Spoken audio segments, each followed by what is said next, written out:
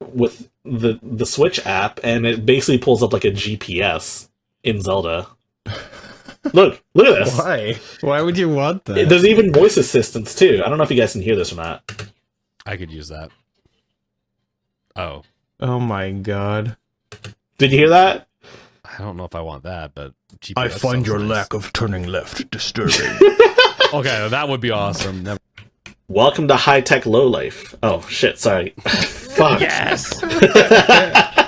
Right off the bat. Keep it going. Alright. Welcome to Off the Console, the hottest new podcast featuring gaming, movies, all sorts of cool nerd stuff. And we're available on YouTube, on the Fediverse. We're also available on Apple Podcasts and Spotify and wherever you can find podcasts, to be honest. And we're joined here by our good friends Gardner Bryant and Games Revealed, and of course I. And last episode we reached over 2,000 downloads. Is that correct, Gardner?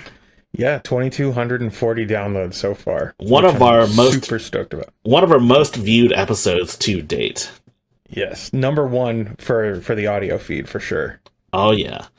And so it's been a great time. How have you guys been doing this week? Killer, dude.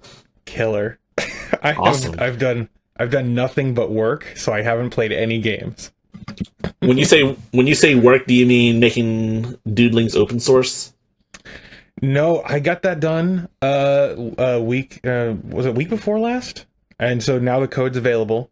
But I have a client, they're actually doing season 2 of their podcast, and it's a video version this time. Oh. And so I packed up all of my gear, and I drove about an hour, set up all of my gear, and then I was there for 2 days this week. And then I have literally over 1.4 terabytes of footage and 200 or 300 gigabytes of audio. Yeah. And I'm not even done. I have to pack my stuff up again and go back on Monday and get the last 4 episodes recorded in one day. So I've been very busy this week. Damn. What about you, James? What have you been doing?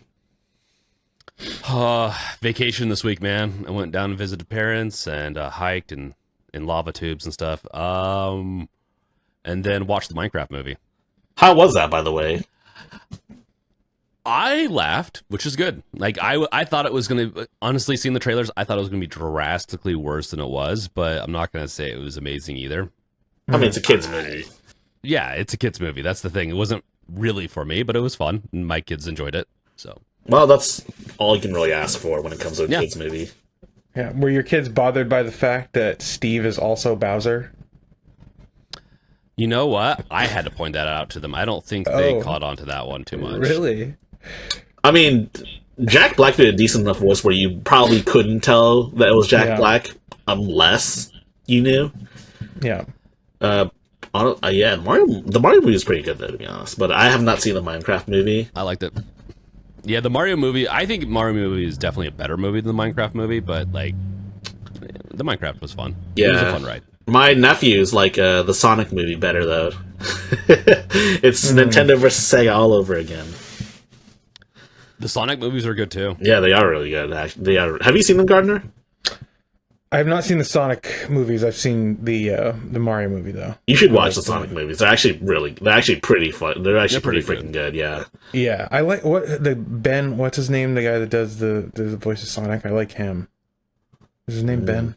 I think it is Ben now, but I'm not entirely sure. Any Sonic fans in the audience want to correct us? Feel free to do so. Sonic movie voice. What's his name? Yeah, what is his name? We should also cast Ben Schwartz. Yes, he was on Parks and Rec. Yeah. He's very good. Yep. I should watch. See, so speaking of which, I think we're also reading our favorite comments. Which do we typically get comments on the audio versions of these podcasts? There hasn't been a comment from anyone other than me. Let's read your comment then. What'd you say? It was multiple weeks ago. You're like best podcast ever. Yeah, I think it was just like, hey guys, listen to my podcast. So I have a so that my followers. So here's a few comments. I'll have to edit it in post, but anyways, BT Maverick 707 says, "I got to meet Tim Schafer, Brutal Legends creator, 2 weeks ago with the Day of the Devs, and was asking if he was going to bring Jack Black for his next game." And then someone said, and he said, and then Maverick said, he loved working with Jack and always tries to find a way if he can squeeze him, if he can. He looks like they're trying to bring Jack Black in for another game. I don't know if it's Brutal Legend 2. It's also, we don't even know if Jack Black really wants to be in another Double Fine game. I don't see why not, but, you know. Right. Well, I mean, everything else. He was also in Broken Age. He was one of like the guys you encounter in Broken Age. I don't think I've played that, to be honest. Oh, it's pretty good. It's a good point and click. Speaking of which, we also have to talk about the Zelda movie. I should probably add that.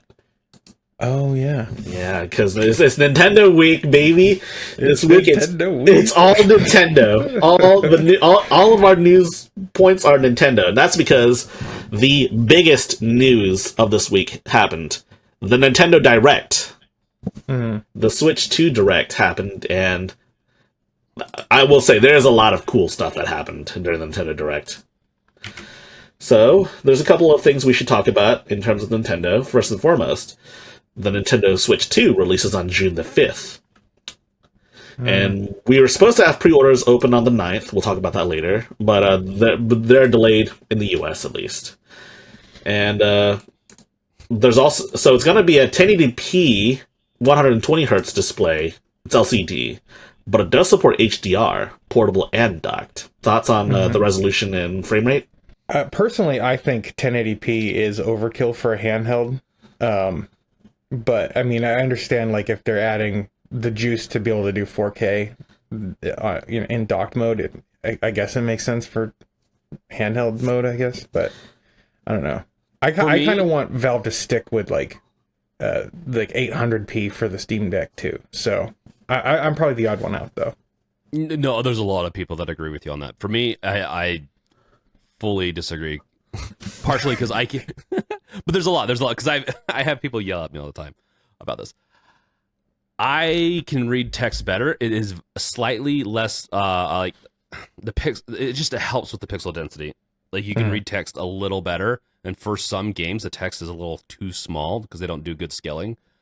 That 1080p really does help. Like having the Ally versus because that's a 1200. No, that's a 1080. I believe it's a 1080.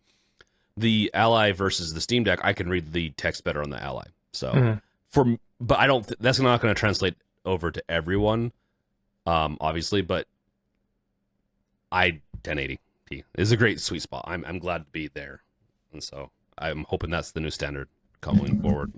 Yeah, having like this form factor with VRR though is going to be big, especially at the scale that the Switch 2 will probably hit. Like. Wait, it has VRR?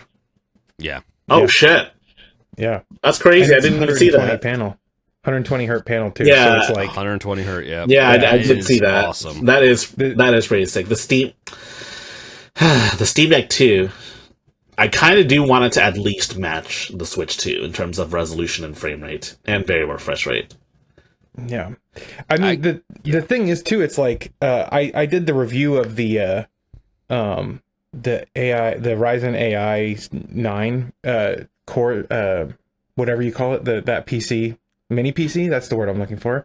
Ryzen AI 9. And my God, that thing can hit like 75, 80 FPS in Rise of the Tomb Raider benchmarks at 1080p. So with ray tracing on? Or like... No, I don't think Rise of the Tomb Raider has ray tracing. Does it? I don't know. No. I don't know. I've never played it. But it's still like at 1080p, it's still able to hit 70 FPS. So, I think that's pretty awesome at 1080p. So like there is the horsepower for that now. And my big concern has always been like battery life and frame rate over resolution every time.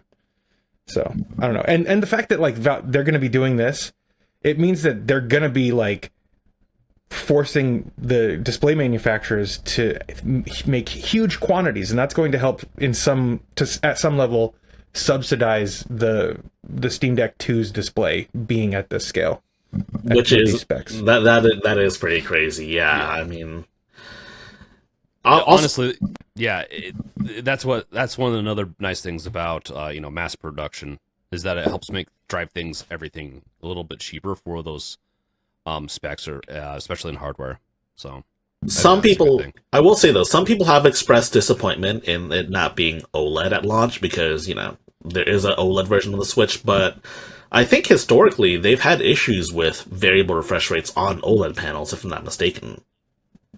Like for smaller ones, not for like TVs and stuff. I don't know, but the fact that if the display technology for OLED isn't there to hit what they're trying to do now, when they do come out with the OLED version down the line, I think it will help push OLED forward for this form factor. I mean, I believe that's why Valve didn't have variable refresh rate on the Steam Deck OLED when that came out. I forget. Linus said it, but I don't remember what video Linus TechTip said it. But also, Artings has a whole video on why variable refresh rates is such a big issue with OLEDs. Yeah, I don't know. I don't play enough, not near like a power source or battery, to where I care about VR too much. And same thing with OLED. Like OLED is nice, but there's some really good LCD screens out there that with a good and have good support for HDR. And like for me personally, the resolution's more important. But that's the interesting thing. Everyone's a little different on this. It's really funny. All right, so let's talk about the Joy-Con 2s, which is what they're actually called, which is stupid. But so the Joy-Con 2s. Is it the Joy-Cons 2 or is it the Joy-Con 2s? Joy-Con 2s. The Joy-Con 2? The Joy-Cons 2? God damn it. Joy-Con 2? I like that one, actually. Yeah, so the Joy-Con 2. Oh my god. It's like Attorneys General. Oh my god.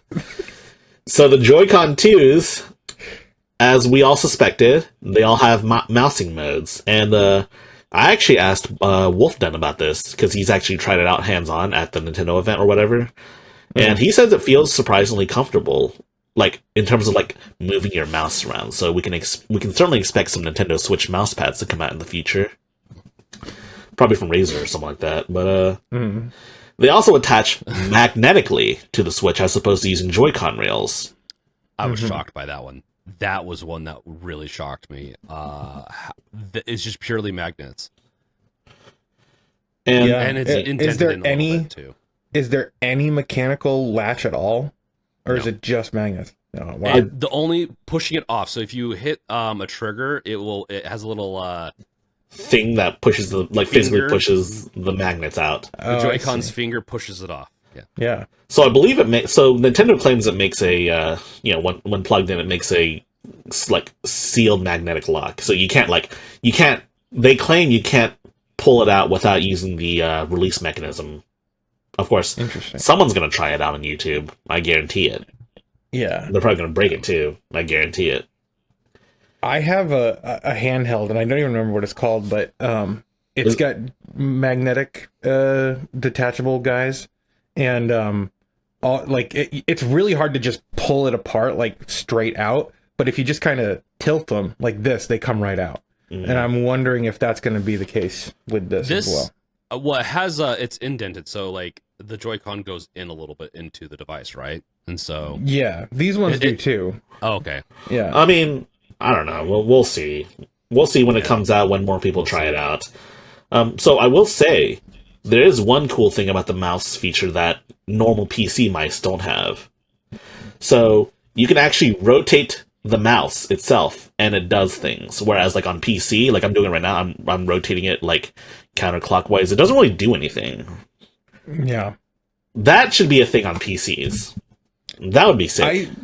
I would suspect that's actually possible, especially on Linux, like to actually get that kind of data, like rotational data. Because if you're tracking optically anyway, you should be able to pull that information from the sensor, right? I think on any operating system, Yeah. you should be able to pull the data from the sensor. Yeah. Yeah, they just haven't because computers haven't had a real use for it. Until now. Yeah. Nintendo Switch 2 emulation, baby. Yeah, dude. Ugh. Or even using a Joy-Con as a Wii U or as a Wii remote for Wii emulation. That is pretty cool too. So aside from that, though, I don't really see any other major differences, besides the major mousing mode and also bigger SL and SR buttons. Do you know what those buttons are on the Joy-Cons? Yeah, when you're holding one Joy-Con like this, it's the trigger buttons. Yeah, so they're substantially bigger and a lot less annoying, and those are part of the magnet system too. Mm-hmm. Oh, interesting. Yeah, so I think that's pretty cool. That said, It's a very functional controller. Like, Yeah. I'm impressed by the engineering that they did on this device so far. yes. So, but I do recall Joy-Cons were $80 when they first came out. So do you think these will be more expensive, like $100 before it gets out of these? In case yours breaks due to Joy-Con drift? Oh god, Joy-Con drift in these things. That would be horrible if that happened.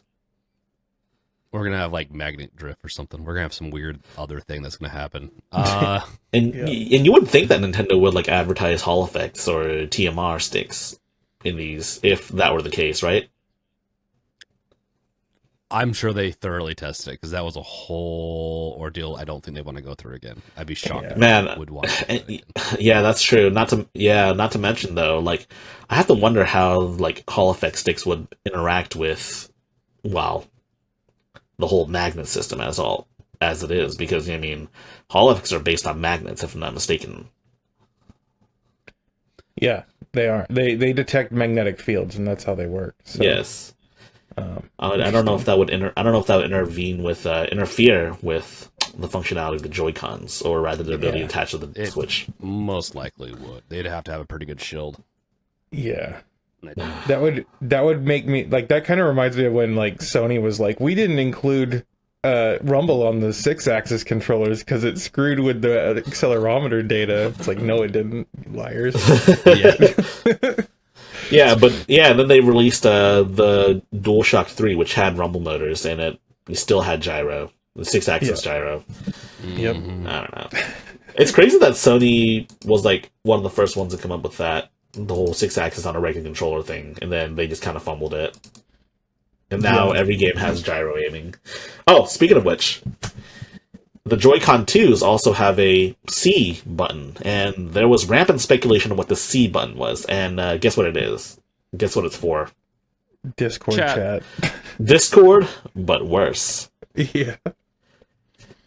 So, I mean, I don't know what to say about it. I mean, it's kind of... well, show it on the screen here, because like it's the whole thing is just like when you are seeing your friend's screen, it's like just choppy, like 10 FPS or something. Yeah, so we'll try to find that. Look, Yoshi's Island is running at like 10 FPS. What the fuck? That's crazy. Of course, look, you can see your game is running at like 60 or whatever, but their game, everyone's games are running at like 10 FPS, which doesn't help if you're trying to like show your friends like something. Like imagine trying to play a fighting game and like it shows the fighting game at 10 FPS. If you especially since they're so like dependent on doing frame perfect inputs, like how the hell are you going to do that? How are you going to show that? I mean, it is neat that it's on the console now instead of just relying on a phone, because that's what the Switch 1 did. The Switch 1 didn't have any features like this. And also, you can see people's faces, and this is because they're using the brand new Switch camera accessory. It's like a big Sony iToy. Hold on, let me find it. The here it is. if you look right there, is that like a LiDAR sensor, or is that a light next to the camera, like the lens there, the little white dot? I think it's just an indicator if it's on or off. I think a lot of cameras these days have it. Yeah. But, I mean, it makes sense given privacy concerns. So I should mention that you can actually superimpose your face on the game image, and like it doesn't show any of the background for the most part.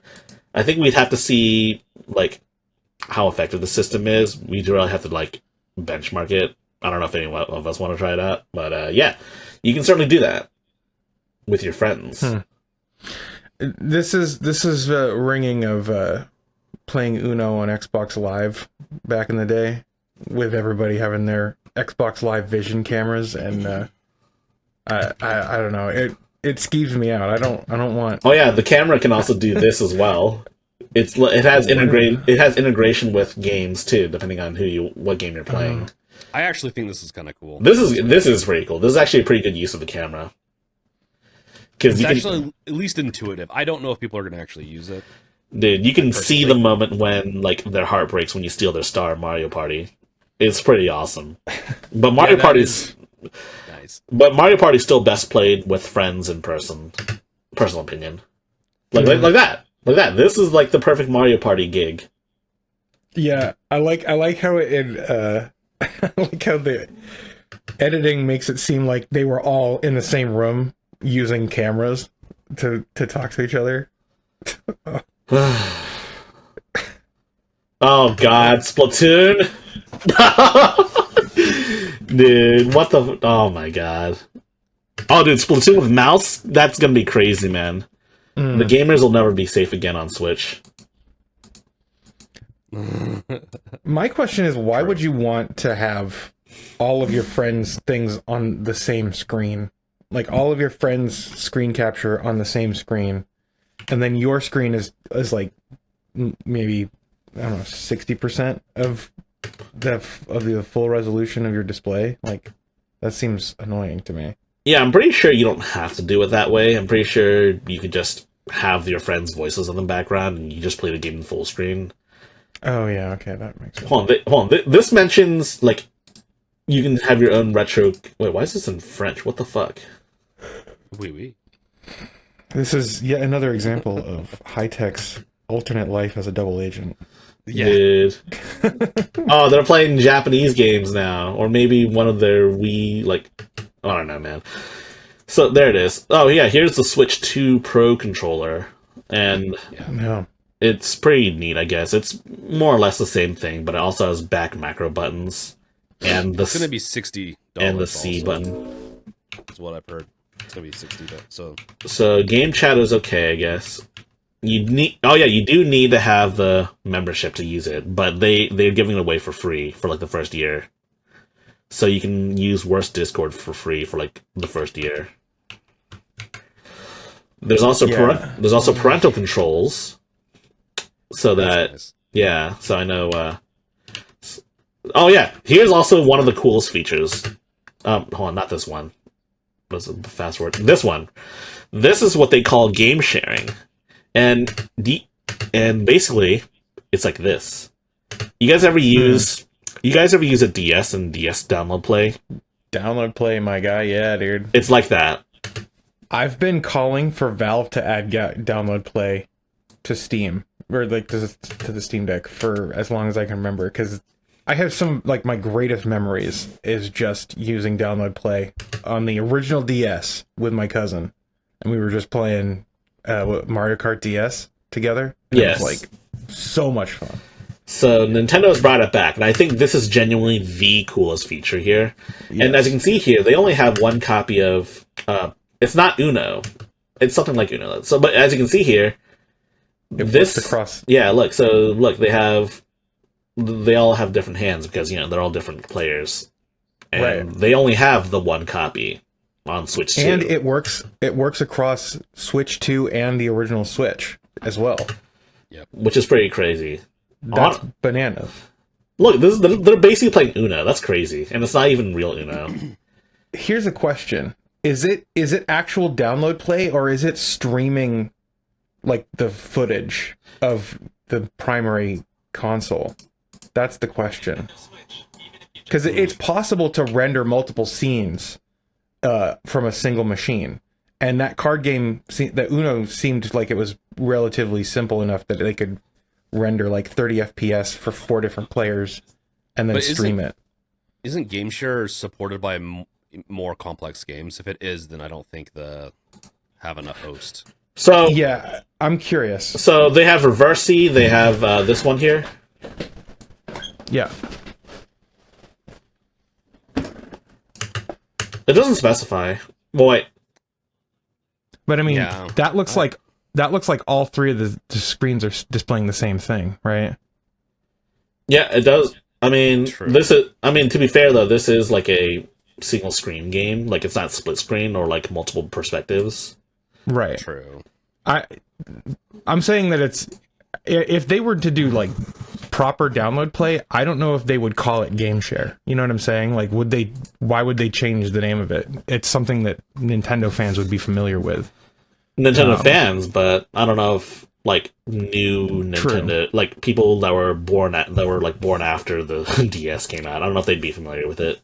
Yeah. Or non-gamers even, to be honest. But it says here that game share will be available via software updates for select titles in the future. I feel like if it were a streaming thing, I don't think the games would need to be updated for this. True. Yep. Because like, let's look at Valve's remote play together system. That's basically what you're describing. Like that. Yeah, that's what I was thinking it might have been. Yeah, like that works out of the box, and games don't even need to. Games don't even really need to support it. They can list support. Well, but you have to, as a developer, you have to like explicitly enable remote play together. Oh, really? Before it will work. Yeah. Oh, but it's just a setting in the back end. But you have to enable it as a developer. I see. But it's not like a game has to be programmed to quote unquote support it, right? Aside from just having local multiplayer, right? Right. If you support local multiplayer, you can just enable it. Yeah. But yeah, let me. So, I mean, I'm not sure what to make of it besides it kind of seems like Nintendo download play. Go back real quick, just to that one screen. So, multiplayer in Mario Odyssey is just a single screen, right? Like, I don't know what multiplayer is like in Captain Toad. But I don't know either, to be honest. I mean, all of these games seem like they could work with like a remote play together situation. So, I don't know. It'll be interesting to see. It could be.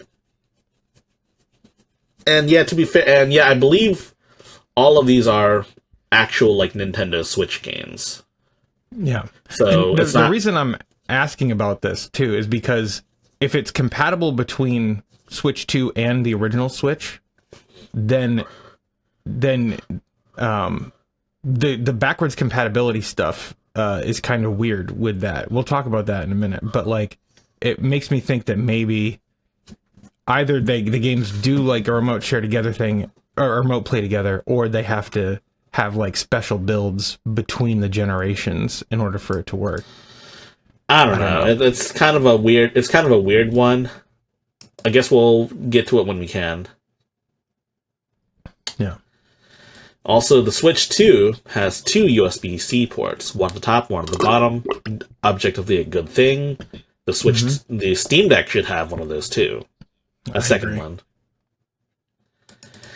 Yeah, and then that way we can get like Nintendo Switch style docks with the Steam Deck instead of having to like put it on the dock and then like fish for the wire and put on top of the Steam Deck. I think that's stupid. Yeah. I 3D printed a dock that you put the deck upside down in. What? It's so dumb. It's so dumb. It's right over there. Actually, I'll grab it. I'll show you. That doesn't sound that great, does it? Wait. Hold on. So what you're telling me is okay. I see it. So I have a deck mate on here, but like you slide it in, and then there's a little window here where you can see the LED charging light, and then on the back it's got like a vent for air. I haven't done extensive thermal testing with it, but I don't really trust it. What if you put it right side up? It doesn't fit right side up. Oh, what if you turn the dock upside up? What if you turn the dock upside down? It's no longer a dock at that point. Oh, Lord. But yes, yeah. Valve, if you're listening to this, put a second USB-C port at the bottom. Yes. All right. So here's another major point. micro SD Express. Some people have been complaining about this, but I think it's objectively a good thing that Nintendo is forcing it. Mm-hmm. Micro SD Express is faster than SATA. Yes. Oh, okay. Yeah. What So are the specs this is a on big those? deal. Huh? Do we know? What's the specs on Express? Um. I could try pulling it up. Yeah. Let's see, micro SD Express. This is one that's going to throw a lot of people off. At least it's called micro SD Express. It could have been something even more complicated. So SanDisk says it's 8.8 times faster read speeds and 4.4 times faster write speeds than your standard UHS-1 micro SD card. Which, by the way, UHS-1 is the standard. It's what the Steam Deck and the Switch uses. Yeah. The max speed is 985 megabytes a second. And I believe SATA was 300, and if you had SATA 6, it was 600. yeah, I could be wrong about that, but it's like 3 times as fast at least Yes. for the low end. So it should have the same bandwidth too, since apparently it goes in via PCIe. Technically speaking. Oh yes, it is. It is a PCIe interface, NVMe. That's awesome. Okay, yeah, that said though, I think we can all agree it's not going to be as fast as the internal SSD. Or any internal SSD for that part, unless it's like If they're using just standard flash memory rather than NVMe, it could be comparable. Oh, really? Yeah. Huh. Like if it's just like a standard flash NAND. Well, let's see if it uses NVMe inside. Alright, so I searched up Switch 2. All they're talking about is the spoiler alert. So micro SD Express is substantially better. Let me find the part where they talk about micro SD cards. Oh yeah, by the way, we should also mention that the internal storage has increased greatly. 256 gigs. Wait, where's the part where they talk about micro SD cards? I swear there was a part in here where they did that. They do. Oh, here it is. So, oh yeah, by the way, here's the Nintendo Switch versus Switch 2 game cards. The game cards are red. A big red flag if I've ever seen one. Oh, and here it is. Micro SD Express. Yeah. So Micro SD Express, I will say, is quite a bit more expensive. But Yeah. I think in the long run, people will buy the Switch 2, and people will, and like Samsung and SanDisk will make more of these, and they'll get cheaper over time, much like the original, much like micro SD cards did. Because I remember, That's how it works. yeah, I mean, they used to be It'll quite get adopted, expensive. get cheaper, and so yeah. I do think. So, do you guys think Valve is going to use micro SD Express in the next Switch? I certainly hope so. They definitely will need to. Yeah, do you think they'll make it mandatory though, like Nintendo? Well, I mean, honestly, they can include an Express reader, and then give people the option. I don't think there's a need to make it mandatory, but if they include the hardware, because like a lot of games will run just fine off of standard, SDXC. Yeah, I think it's standardizing. Standardizing's not a bad thing to force a standard. but I do think a lot of Yeah. it running off of like a regular micro SD card has to do with the fact that shader cache and also compatibility data lives on your internal storage, which is a major contention point for a lot of people that bought the lower end Steam Decks, especially the no longer sold 64 gigabyte Steam Decks. I had a couple of friends that bought some Steam Decks, and they had 64 gigs, and their 64 gig internal storage got filled up with shader cache and whatnot. Yeah.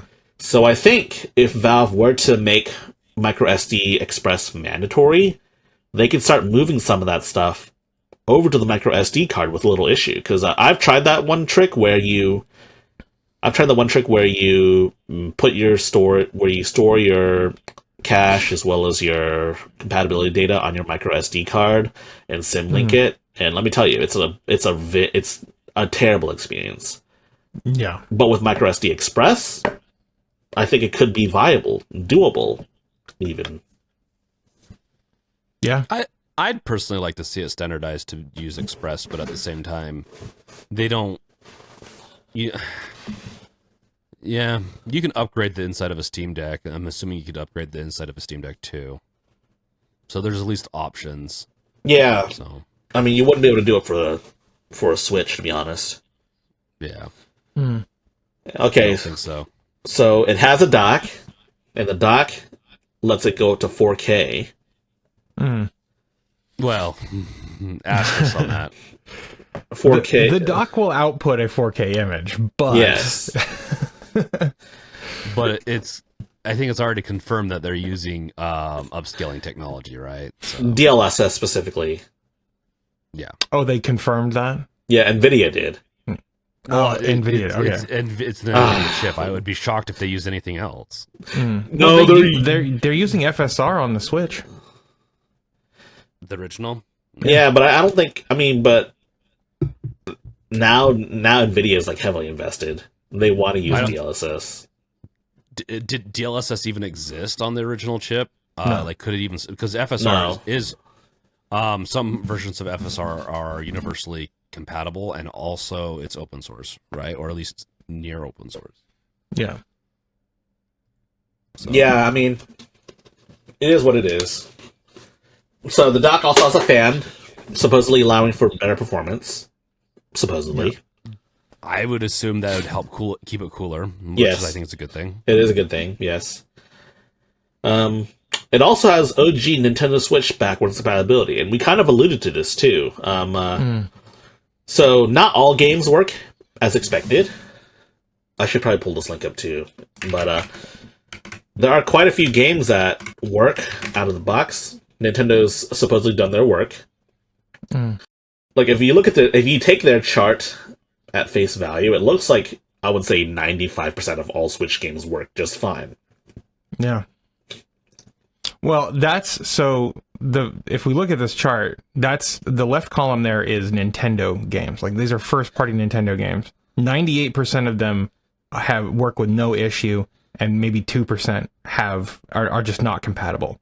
The right chart there is games from third parties, and that light blue section are games that can start and can be played, but they're still testing them. So that's probably, what would that be, like 60-ish%, 70% of games they've started testing and haven't encountered issues yet. But then there are games that are playable with issues in certain parts of the game, which is the lightest blue, and then there are issues found during startup.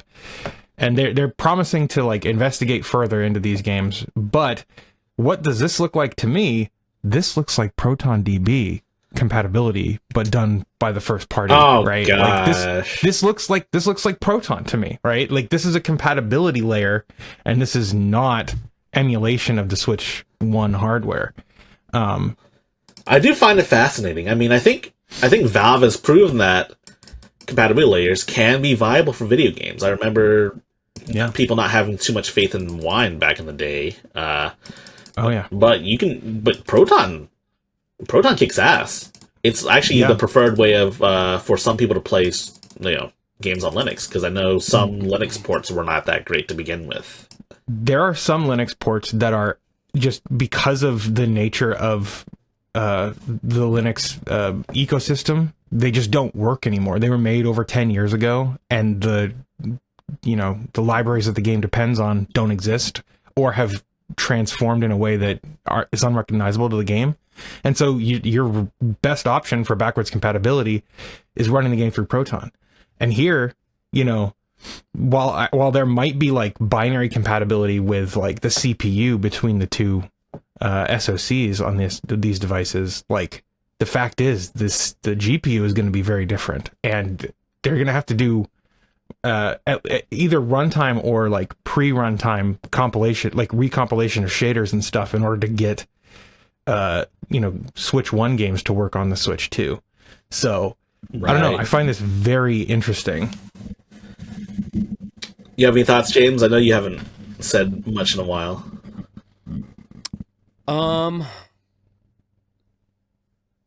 I it's fascinating because I'm curious.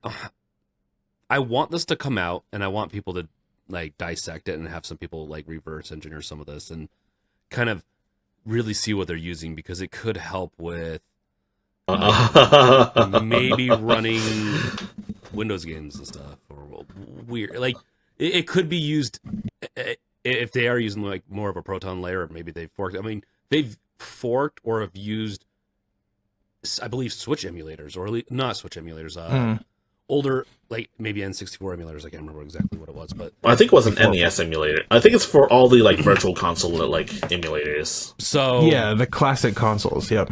Yeah, that's and that's it. And so I wouldn't be I wouldn't be surprised if they went that route. And so I'm curious from the homebrew and hacking kind of side of things on how this is all going to end up, and if they end up in jail also, because So one thing about that is the only reason that a Proton layer, this is not Proton, first of all. Like, they probably didn't like fork Proton to do this. What's happening here is they have the Switch hardware, and the games are targeted for the Switch. There's like going to be some cross compatibility natively between Switch 1 and Switch 2 CPUs, but they need a software layer that sits above that to translate any of the differences between the two pieces of hardware for older games to run on the new hardware. So there could be some interesting stuff that like the emulation scene gets out of this by reverse engineering what's going on here. Because if you can see how like the hardware is different, that can help inform your decisions about in software how to emulate the Switch 2. But I don't see PC games coming to the Switch unless they're ARM-based PC games. Well, I mean, it's going to happen. Yeah, there are quite a few ARM games. I mean, yeah, I don't think PC games per se, but I'm just saying, like, it'd be interesting to see what that layer is, and to see if the homebrew or hacking community kind of has fun with it. Yes. That's what I'm curious about. Plus, we do know that there's a lot more PC ports coming to the Switch too. So I'm curious if they also are work. I mean, that would be smart of them to work on a instead of forcing those developers to try to make very strict ports with their own API to do more of a translation style. That'd be interesting too. So Nintendo also includes a PDF, which shows all of the games here that has issues, but the investigation is the issue is being investigated, which all of the games have that. What the fuck? Isn't Fortnite on here? And it says it's like the one thing that doesn't have that. It's on a different one here. Fortnite, yeah. that's funny. I mean, yeah. You don't need to play the Switch 1 version of Fortnite if they're going to make a Switch 2 version. Right. But then why even include that column? Hold on, let's see if Zelda is on here too, The Legend of Zelda, because they're planning to make a Switch 2 version. Oh yes, but also, before we get to that though, there are some games that cannot be played on Switch 2, like Labo, which I'm not surprised because you can't put the Switch 2 inside of the accessory, so it can't be played. Not that surprised, they're going to make a new version. Also, the Labo relies on the IR sensor, which I don't think I've seen it exist on here. Yes, that doesn't. Which is why some of these games say you need the Switch Joy-Cons, the original Joy-Cons to play. Like Ring Fit Adventure, 1-2 Switch. Everybody 1-2 Switch. Wait, they made a sequel to this? What? When did this happen? Game Builder Garage. Switch Sports. WarioWare Move It. Labo? That's not that surprising, to be honest. I mean, yeah, none of that's surprising. But yeah, that's basically the gist of it. Unfortunately, some games don't work as expected. But Nintendo promises that they'll get these games to work. That's the idea. That's the plan. And I mean, plus, since a it's a lot of those compatibility, games, I think they should be able to get to work. yeah. Curious if it's like a couple of them are Epic games, so I'm wondering if part of that's an Epic issue.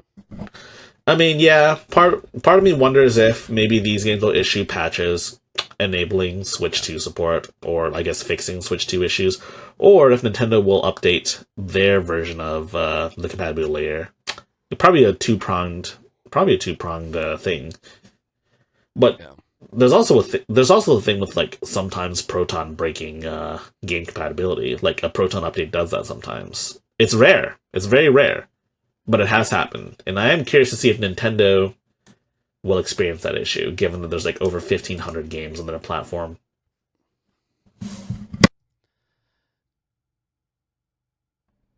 Yeah, I'm really curious to see how they go about doing this. How the conversion, like their conversion layer is. Yeah. Yeah, I'd really like insight into how it's working. And so one major contention point with this is that the Switch 2... So this is a thing that's happened on the actual Switch. Mm-hmm. But the Switch 2 had this one issue where games are... Hold on, let me find where they mentioned that. They mentioned that some games will be sold as quote-unquote game keys, which, for those who don't know, it essentially means the game is not on the disc itself or the cartridge itself. But instead, it's just a key that you stick into your console, and then you download the game from Nintendo servers, and you play it. And it's, not a physical copy. Yeah. I'm curious if you have to have the key card inserted in order to play the game. Do you know that? If that's true? I don't know, but I'm 100% certain that's how it's going to work. Yeah. From a business cost perspective, I understand this, but I hate this. Like this is something that this started on the original Switch, like you said, where some games would come with like a gigabyte, and then you have to download the rest. And this just kind of codifies just a horrible business practice. And it's going to be ruinous for game preservation purposes. It's lamentable. Yeah, quite so. I don't like that Nintendo's standardizing this. It really started with third parties doing this, because quite a few third parties did this to begin with, and now Nintendo's making it official. Yeah. I would be surprised if any Nintendo first party games used the game key cards. It doesn't seem like something Nintendo would do, but it seems like that's something they're acquiescing to, like third parties to do. I don't know. I'm not trying to like absolve them of blame. I think it's bad no matter what. Well, to be fair, though, Valve did do something similar with Advanced Access, if you recall.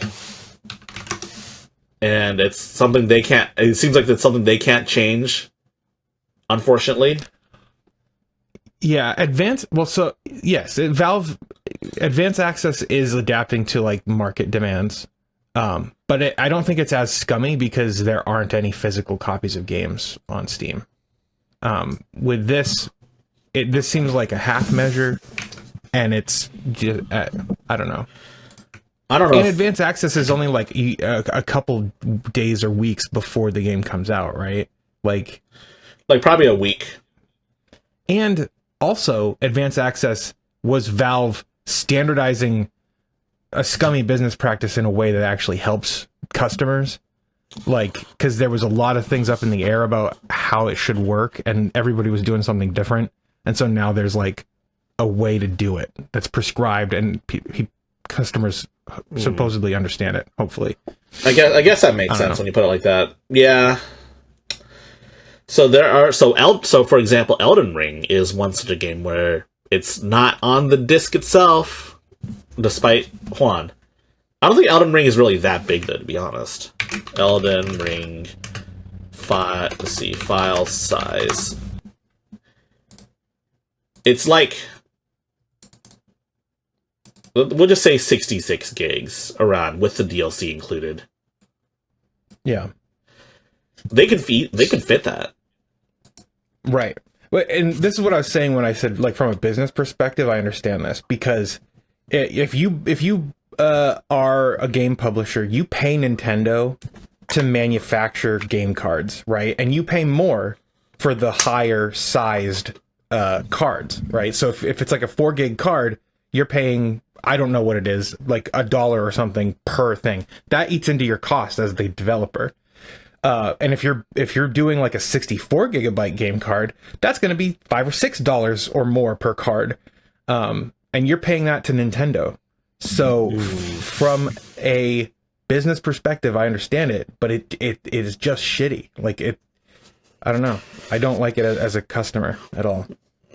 Yeah. I think some transparency would be nice to indicate why on these, but yeah, you're right. Like, people don't understand sometimes that game cartridges cost.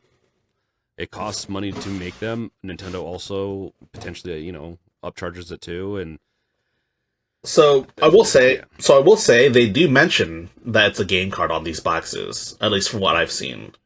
Yeah. So you're not buying Elden Ring not knowing that you have to download the entire game off of the internet.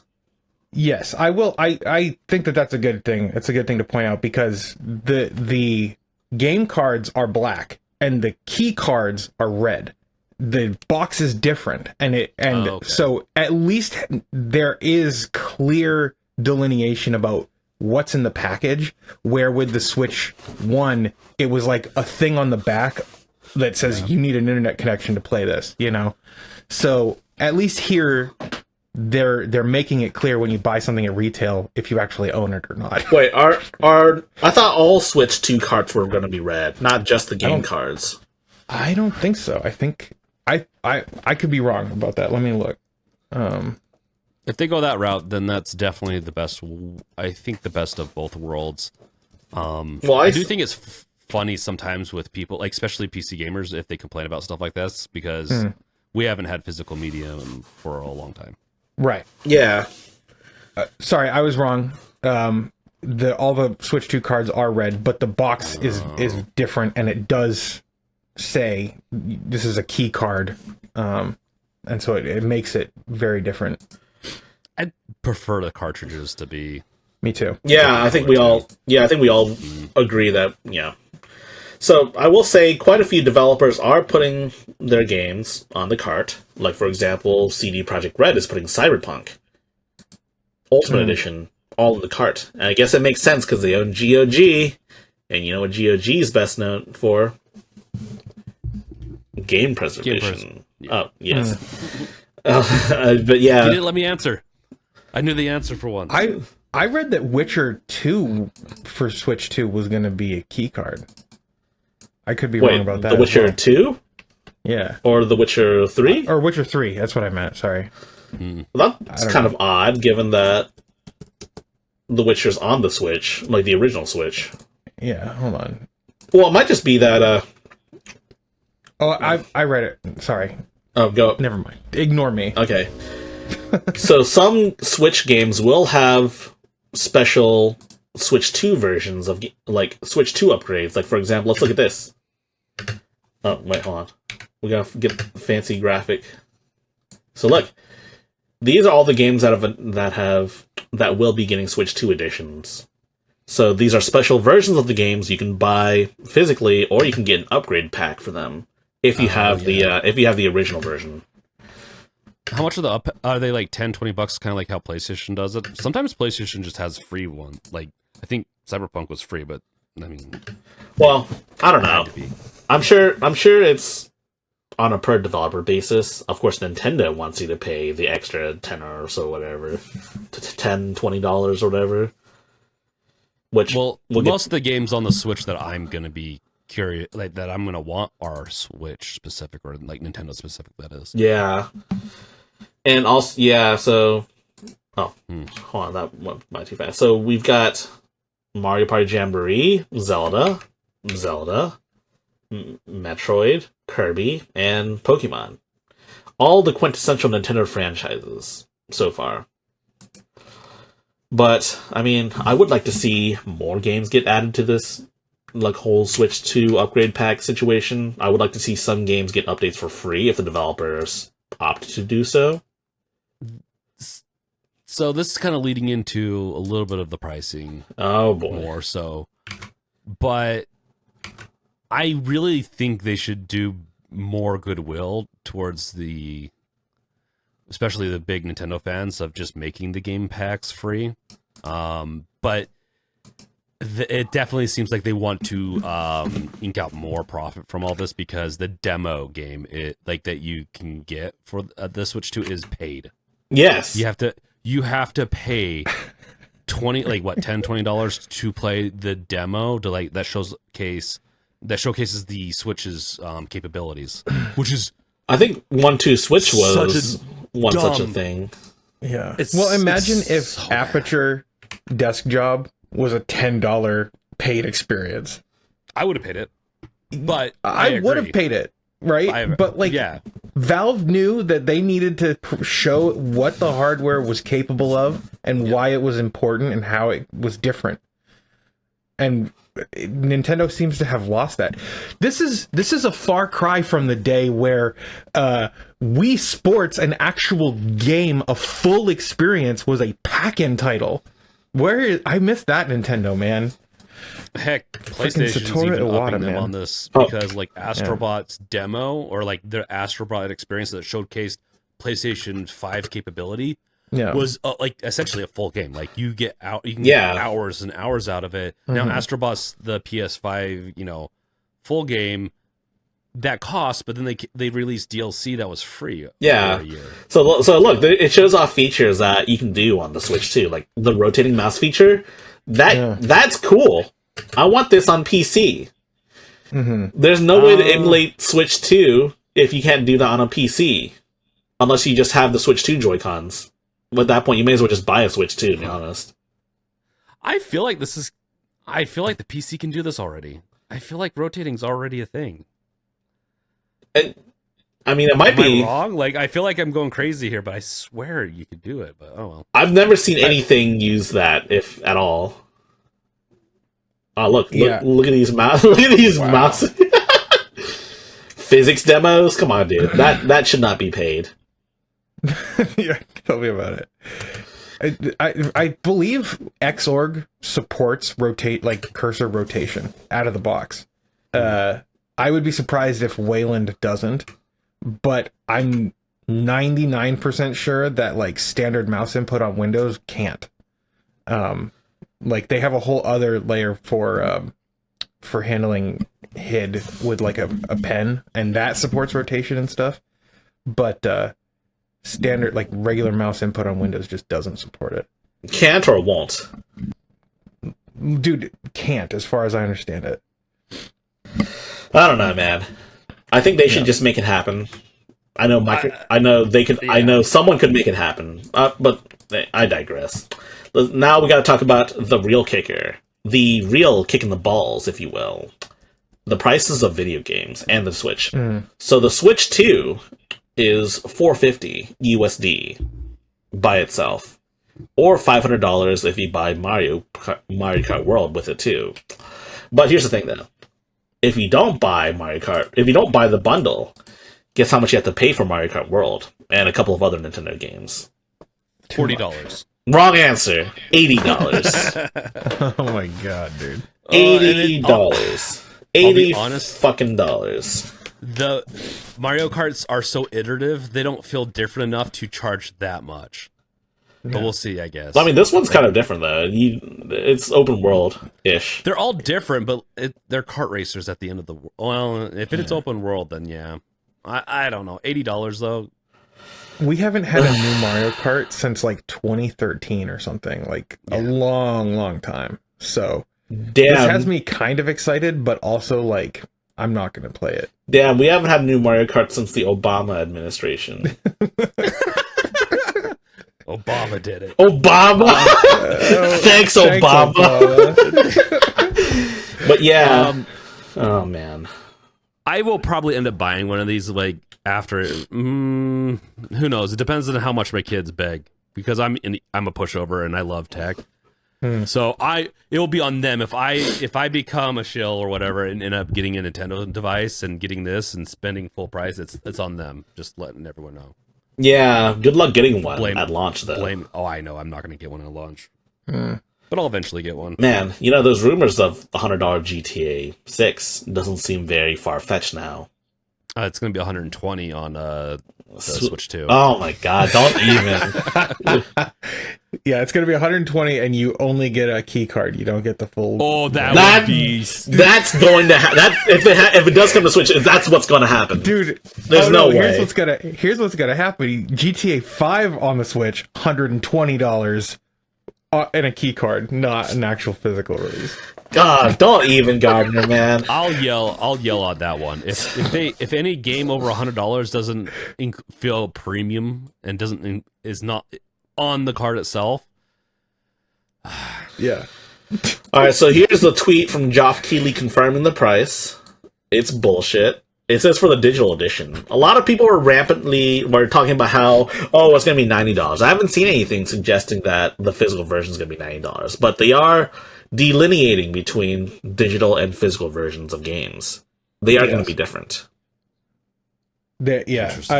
I would. Who was I? I think I was watching a Linus Tech Tips video about this, and he was saying that at least for Mario Kart World, they're going to be the same price, physical versus digital. But Nintendo hasn't said that they are making the pricing have to be parity between digital and physical. So it is a possibility that at some point a publisher will be like, we're going to pass the cost of manufacturing onto our customer. If you want a cheaper version, buy the digital one. I mean, that's not that surprising, to be honest. Yeah. Also, there's a bunch of cool games that got announced, too. We should probably talk about those.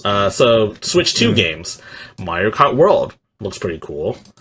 Donkey Kong Bonanza looks pretty cool. Kirby Air Riders...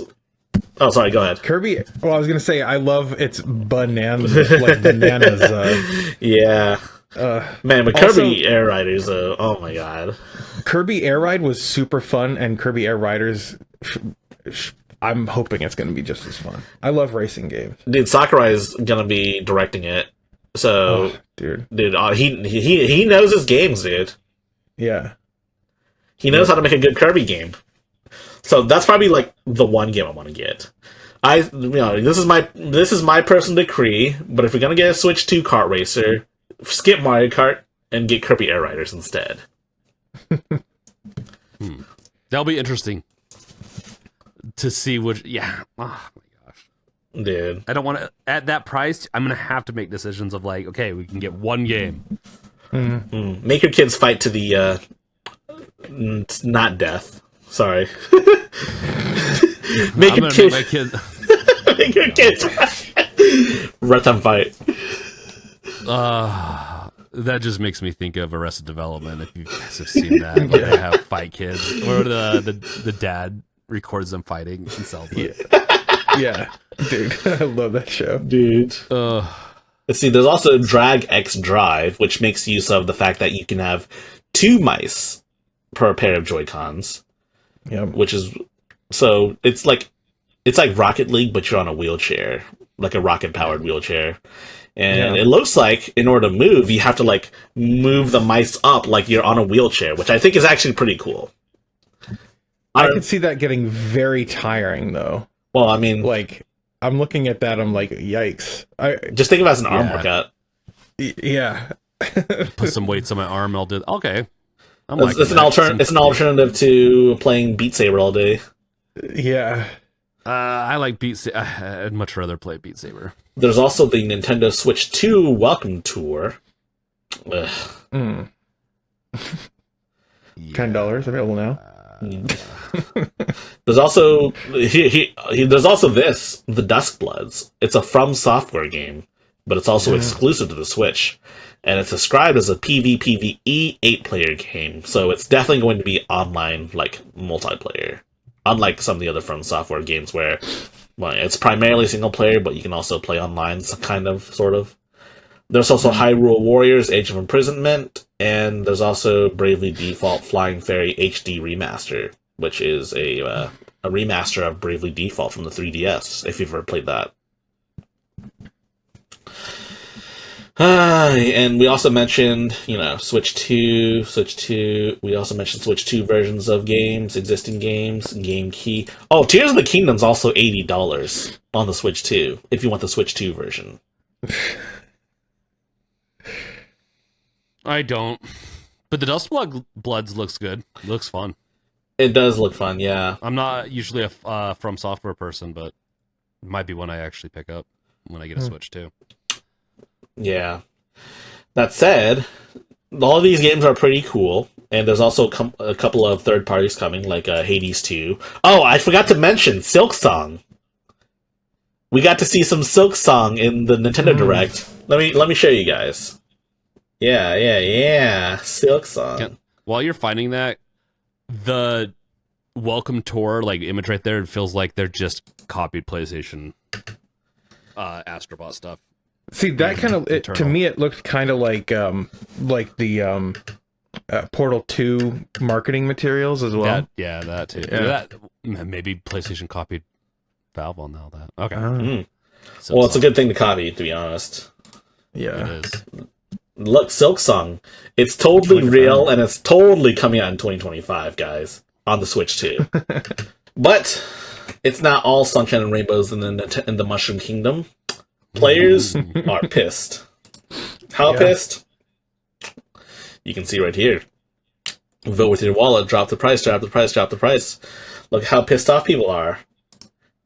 People and people want Nintendo to know that they don't want games to cost $80. Oh, sorry, $79.99. Sorry, big difference. Yeah, that penny.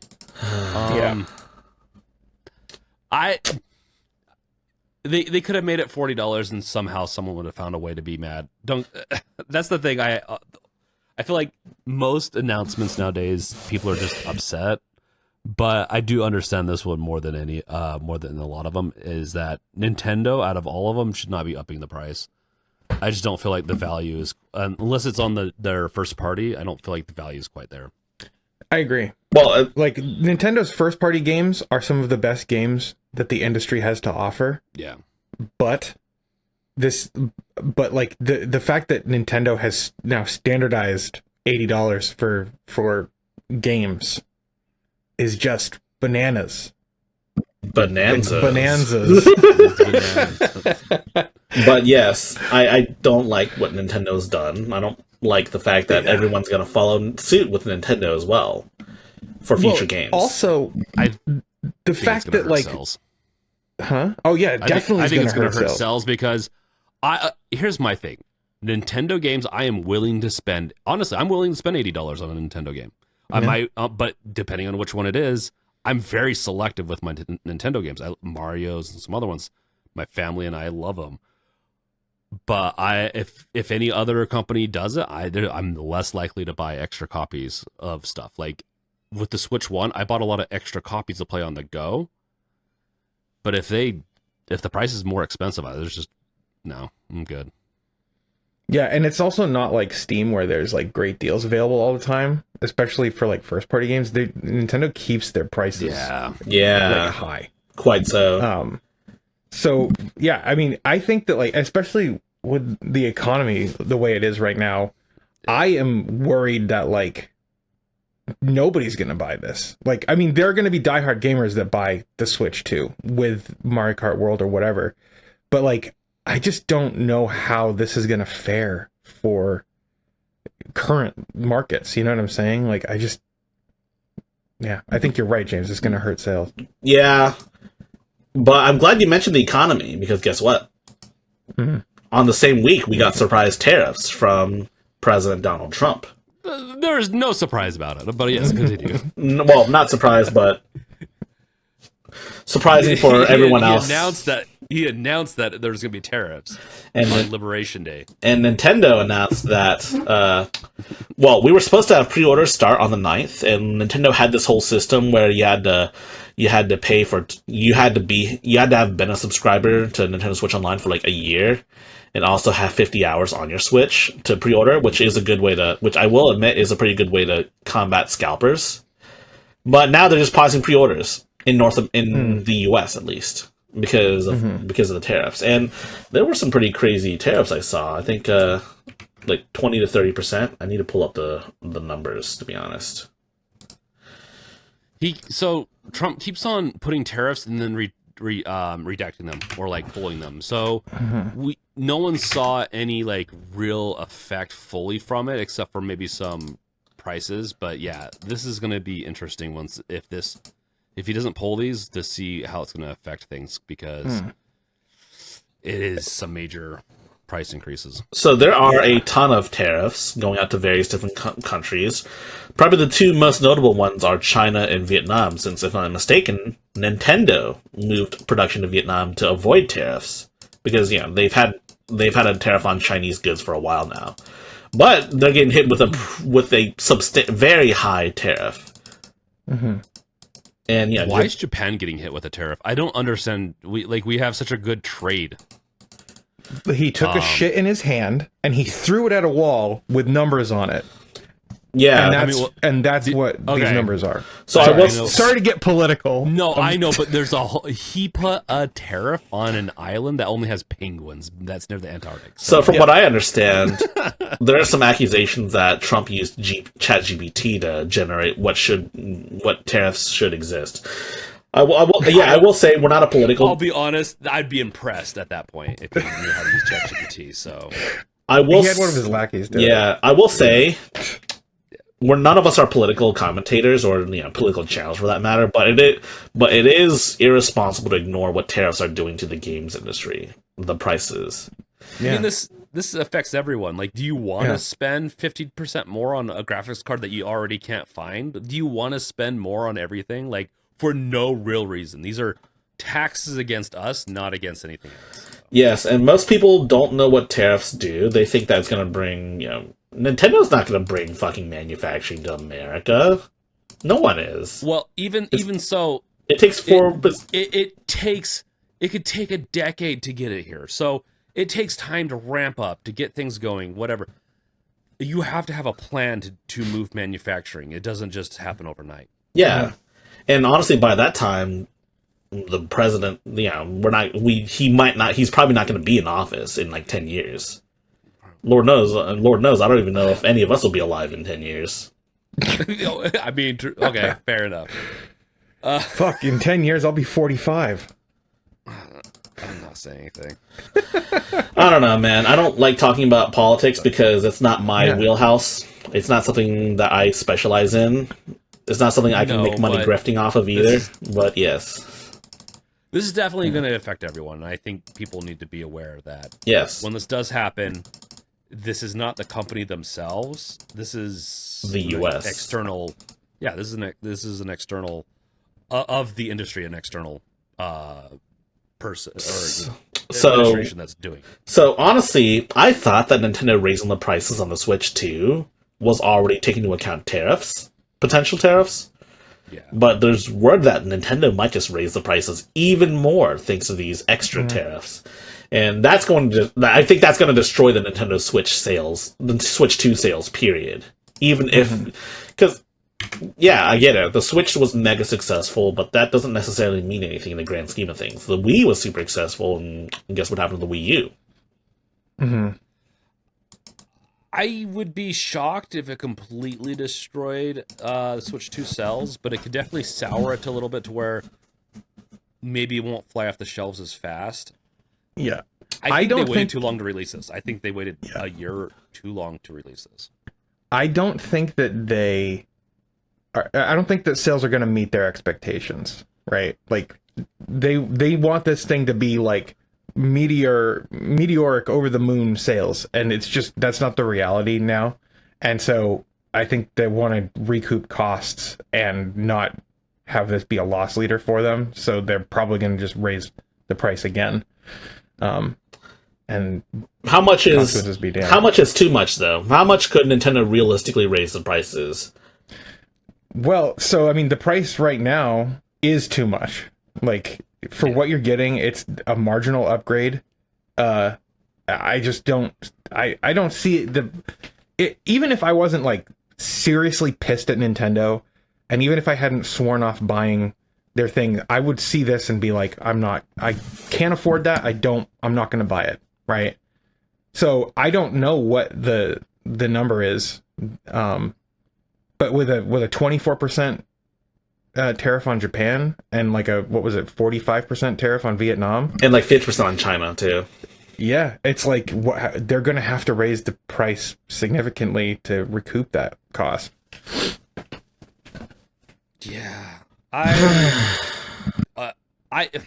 so with how everything works with like technology increasing every year or whatever, there was no reason to say, oh hey, it's more powerful, so we should charge more. That's what people are saying. I'm like, that of course it's more powerful. Why would you buy anything else? But they did do some upgrades, like the screen is larger, which I could assume, just from a material standpoint, that it's going to cost a little more. But $500, at least you get Mario Kart with it. But if it's already hitting that like limit for me.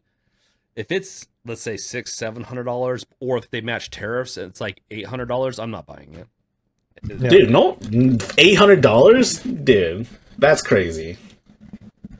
Nintendo, if it we're gonna see, like, if it matches tariffs, it could be really expensive.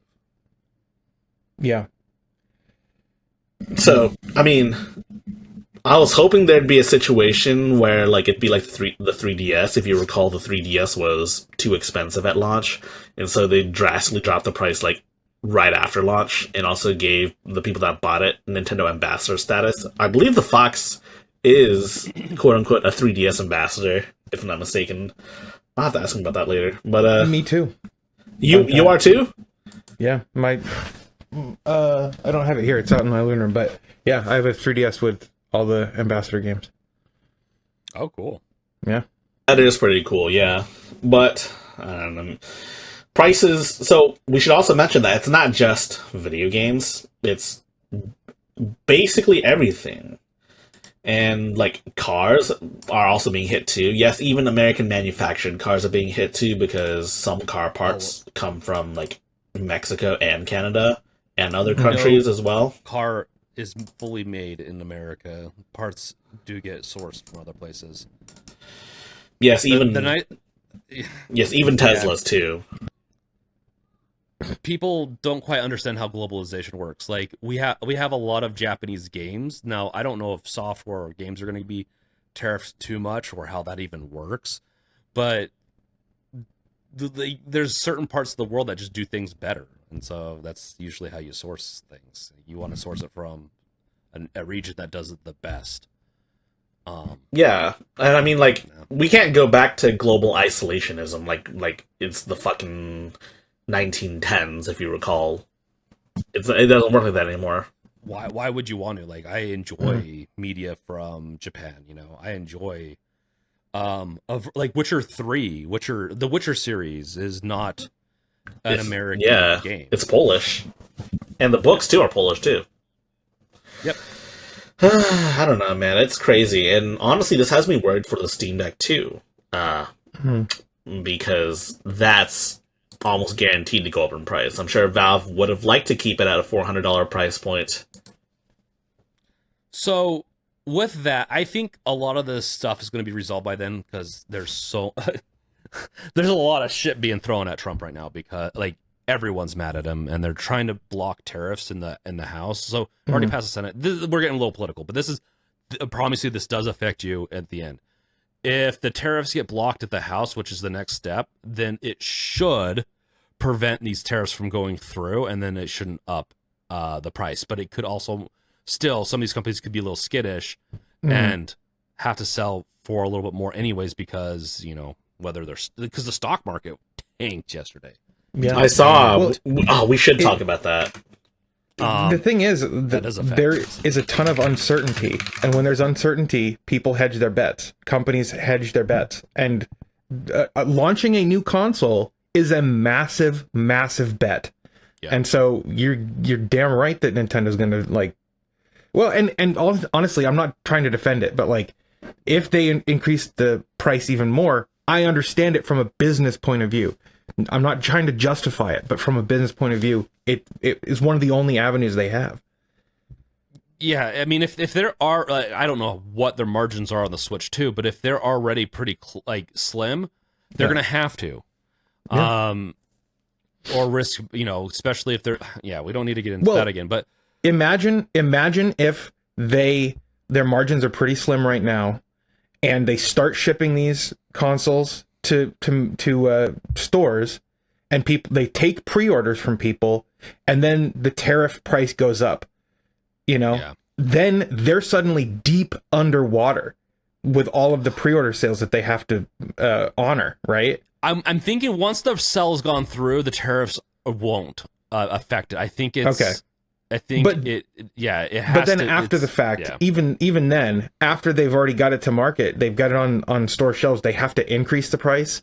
Yeah. After they've already sold some at a lower price, they don't want that either. So. Yeah, I don't know if the pre-order is like, oh, we're gonna, you put down a deposit or whatever too. Like that could be, not guaranteeing the full price. Like And the thing is, I think some gamers just won't understand this. I'm hoping that they understand that like this is not necessarily. I think some of the stuff that Nintendo's doing here is a little not consumer friendly, but if prices do go up because of tariffs, it's not Nintendo's fault, right? And so I will say, Nintendo is releasing a cheaper version of the Switch 2 in Japan. They're actually releasing two different versions of the Switch. The first version, of course, is the version that we're all familiar with. It's about 69,980 yen, which, let's do the math. 69,980 yen, like 2 USD. Oh, 480. So it's about the same price as what we have here. So, I mean, it might be marginally cheaper to go to Japan and buy it and bring it back. Maybe. It's definitely not cheaper to go to Japan and buy it. It's definitely not cheaper, but I was already planning. You get a vacation out of it. Yeah. If you're already going on vacation. Factor that in. Yeah. If you're already going to vacation in Japan, then, I mean... Yeah. And you speak Japanese, because the Japanese version only does Japanese language. There is also the Japanese language only. We don't know if it's region locked? Well, we know it's language locked. It says Japanese language system, Japan only. But do we know if it's region locked? I mean, the Switch is region locked, right? Is it? Is it? Interesting. I mean, you can't. I think you can buy Japanese Switch games and play them. You just can't buy them on the eShop without having a Japanese account. Yeah. Oh, okay. So this one is $49.80. So how much is that? 300. Yeah. That's almost that's like $150 off. What's the difference though? What's the difference? Well, it's Japanese only. You can only link Japanese Nintendo accounts to it. So, are they just trying to give domestic a better deal? I mean, probably. I could see it. I mean, I'm not against it. That makes sense, especially if there's no dealing with tariffs or whatever. I mean, the value of the yen has dropped like 50% in the last 5 years, according to the article. Think about what this means, though. If Nintendo can afford to manufacture this, and sell it at that price, then the American price is already like obscenely profitable for them. Could be. It could be also tariffs already do exist actually on manufacturing. Like that's why I moved to Vietnam. Mm-hmm. I'm wondering also the government the Japanese government does actually fund some games and arts and stuff like that. I'm wondering if they're subsidizing this a little bit. Okay, I could see them do that because it's a pride. It's a very I think Nintendo and some of these companies are a very big pride point for them. Yeah. So I could definitely see them making it more affordable, especially because the yen has dropped in value over the years. I don't know, 50%. That seems a little. Yeah. So I will say so. Yes, you can also, but of course, you can also buy the multi-language system if you don't want just Japanese games or to just play games in Japanese. I don't know, man. It's crazy. The whole situation is just crazy. That is weird to have two versions.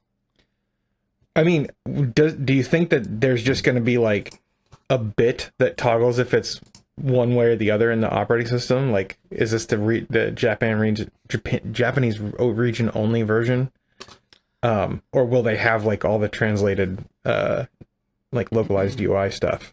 Well, in both. I mean, I don't know, to be honest. What's going to be involved in hacking the cheaper one? Dude, I think, dude, that's the way. Dude, if you can get one of these and the Switch gets hacked like day one to be region unlocked, to like unlock the regions, then it's going to be a good. It might actually be a decent deal. It's almost as much as the Switch was when it first came out. Yep, I agree with that. I think if you're buying some games, they might only, especially because if you're buying the physical copies, they might not have all the languages. But if it's download, they definitely would be able to parse out those different languages. So, it's such a hairy thing to expect to be able to unlock the languages, and they could probably control it. I don't know. It'll be interesting. Star Wars Outlaws is on Switch too, which is kind of crazy to me. That's cool. Which means it's like on Switch 2. That's awesome. Yeah. You've also got Civ, which has mouse support naturally. Look, nice. I mean, probably does. I don't know if it does or not, to be honest. But here's all the third-party games. Honestly, the games look great on it. I will be. Yeah. I think Steam Deck 2 needs to come out. This is making me just want a Steam Deck 2 because it should come out. Some of these games I don't think run like this nice on the Steam Deck. It is a very different thing. Dude, that jacket is way too big for that guy. Oh, also Nintendo Switch. Also Nintendo Classic, GameCube Classic. Yeah, it's got a couple of games. Wind Waker. They should bring the HD version of Wind Waker over for people to play if they want that. But honestly, Wind Waker is a really good game. And you've got Soul Calibur 2, and the cool part is that the GameCube version has Link as a guest character. Oh, weird. So wait, you've never? Yeah, you didn't see that like back in the day? I think I did. The Xbox version had Spawn. Yes, and the PS2 version had Heihachi from Tekken. Yeah, I think the Soul Calibur on the PSP had Kratos as a guest character. That's pretty cool. Oh, that's awesome, dude. I miss when guest characters used to be like other characters from games and not like fucking Ronaldo or I wasn't there. I wasn't there. I wasn't there that week. You weren't even there. You threw it on there and were like, "Who is this?" Yeah, I had no idea who it was. You know what could have been? You know what could have made that last episode spike is I put his face right on the thumbnail. That could have also had something to do with it. Dude, should you just put his face on every? Yeah, we'll turn the podcast into Cristiano Ronaldo news. But this is not on the top. This is not on the list of topics. But SNK just announced another like real person entering Fatal Fury. It's Salvador, some like SoundCloud rapper or some bullshit like that. He's not a SoundCloud rapper. He's some DJ. He's a real person, and no one knows who he is. I don't know who he is. Yeah. Weird. Yeah. Why? I don't know why they're doing this. It was kind of funny when Ronaldo was it, but now it's just getting old.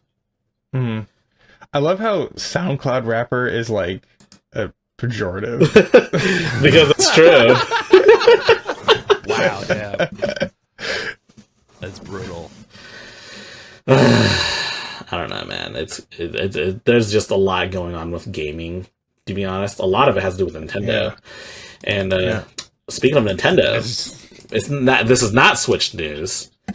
It's Palworld news. Nintendo secures 2 more anti-Palworld US patents, as per this article right here.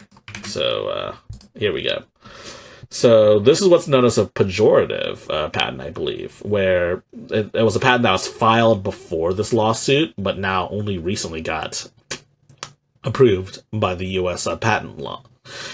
So I just want to say it would have been a huge power move if Pocket Pair put Palworld on the Switch too. But given what Nintendo's doing, there's a good chance they probably wouldn't allow it. Yeah, of course. They're trying to kill Palworld as we speak, so that's just kind of unfortunate. Do you think they're trying to kill him, or they want to get residuals, or some type of Nintendo seems like the kind of company that just wants to inflict as much pain as possible. I don't think they want their perceived enemies. I mean, I don't think they want residuals. I think the image is more important than the money. Like they're like Disney in that regard. Yeah, they're bullies. It's not about making residuals off of Palworld. It's about because on any good day, a Pokemon game's going to outsell it regardless of its actual quality. But I think what they really want is they don't want people making Pokemon spoofs, because that's basically what it is. Now, had they made half of the pals look at Digimon instead, that would have been a different story.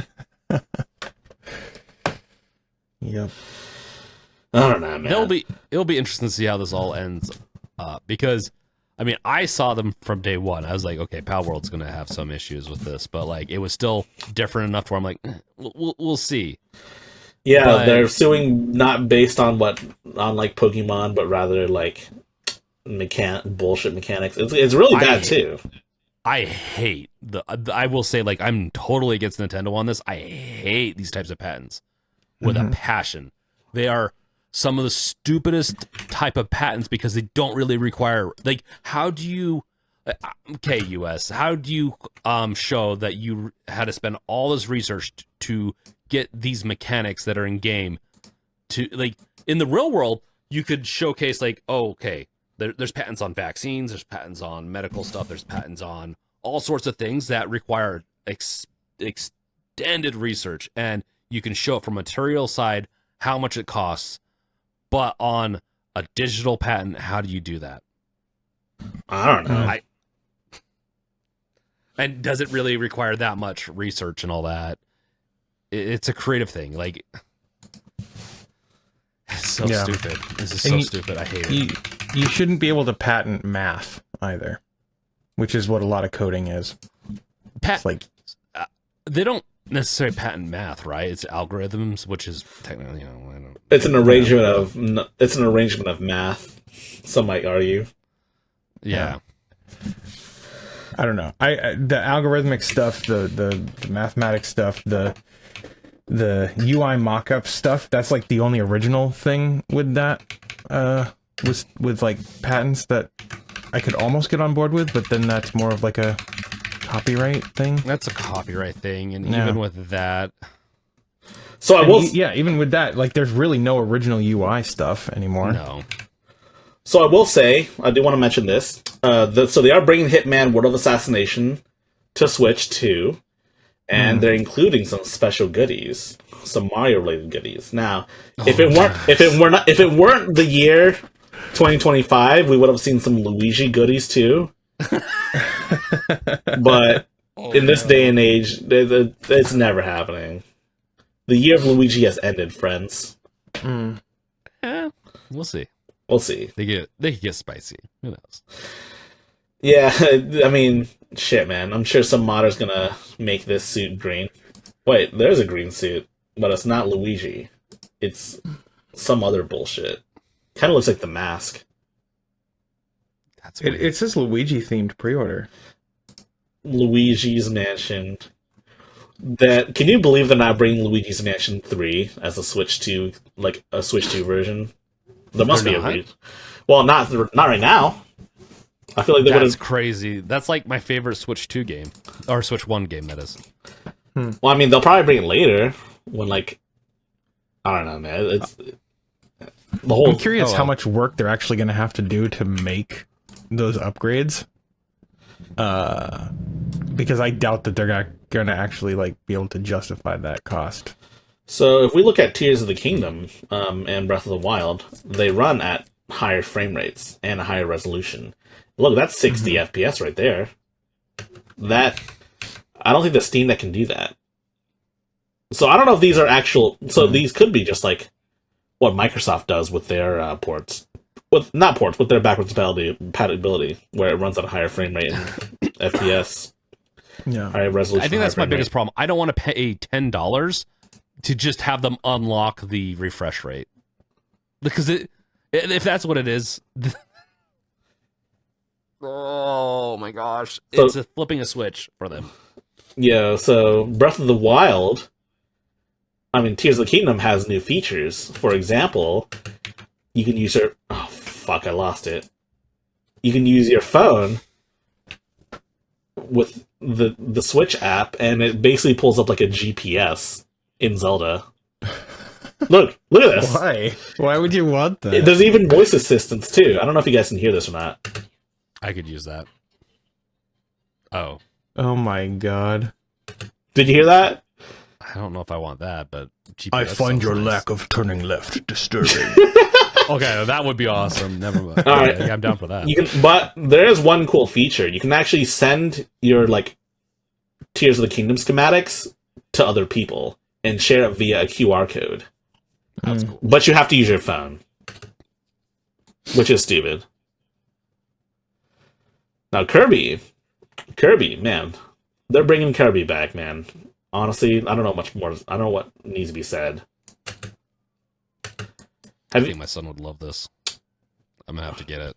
I still think, man, Nintendo should sue Hal for like ripping off Pokemon styles.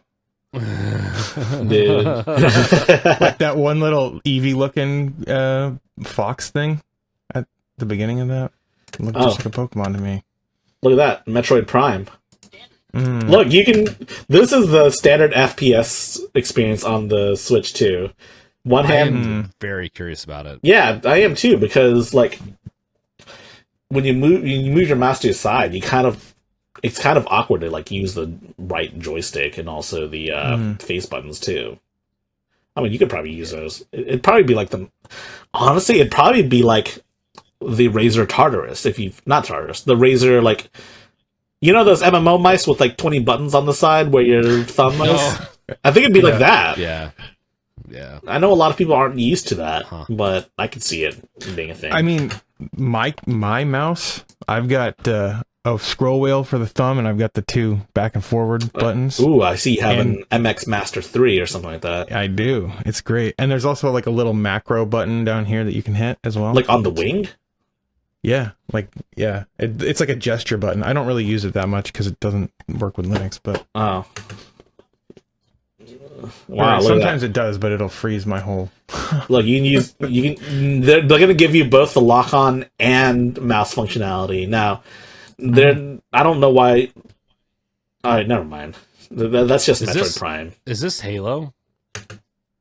Did Microsoft port Halo over? No. I'm sorry. This is feeling a little more like Halo. Don't worry, dude. But this isn't. Okay, okay. They'll probably port Halo over, to be honest. That's the worst. Well, the Switch 2 is an Xbox. Yeah, exactly. Damn, it is an Xbox. No, that's the rumors, though, is Halo's coming to Switch 2, right? So. And Pokemon ZA, look at that frame rate. It's Pokemon running at a playable frame rate. I mean, the graphics look... it looks a little better because it's a higher resolution. That game does not look fun in any way. I'm sorry. Put an assault rifle in that Pokemon's hand, then we're good to go, just like Palworld. Oh, so yeah, this is the game I was talking about. Look, this is the game I was talking about. You see, you have to use both mice to like wheelchair yourself forward, and you have to do it to turn too. Wait, how do you fire? How do you shoot? Oh, you have to pick it up and throw the basketball. Wow, this actually looks pretty cool now that I'm watching it in fun, better detail. But on a competitive level, picking up your controller like that is going to be really... Dude, it's going to be like real basketball. You just have to be physically active to play this game at a competitive level. You're going to have wrists that, Yeah. Oh, you can also do a slam dunk, too, with your wheelchair. Now, are they actually disabled, or are they just using wheelchairs for the shits and giggles? That's the big question. It's like that episode of It's Always Sunny in Philadelphia, where the gang like pretends to be wheelchair bound so they can play basketball. Yeah. And they get shit on because the guys that are actually like wheelchair bound in the basketball league are actually really good at doing both. They get. So this is so good. So this is Elden Ring on Switch. It comes with the DLC, presumably. Oh, Hades 2.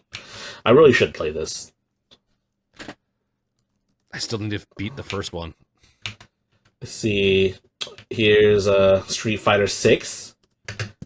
So it doesn't seem like this game has game share support, if you recall.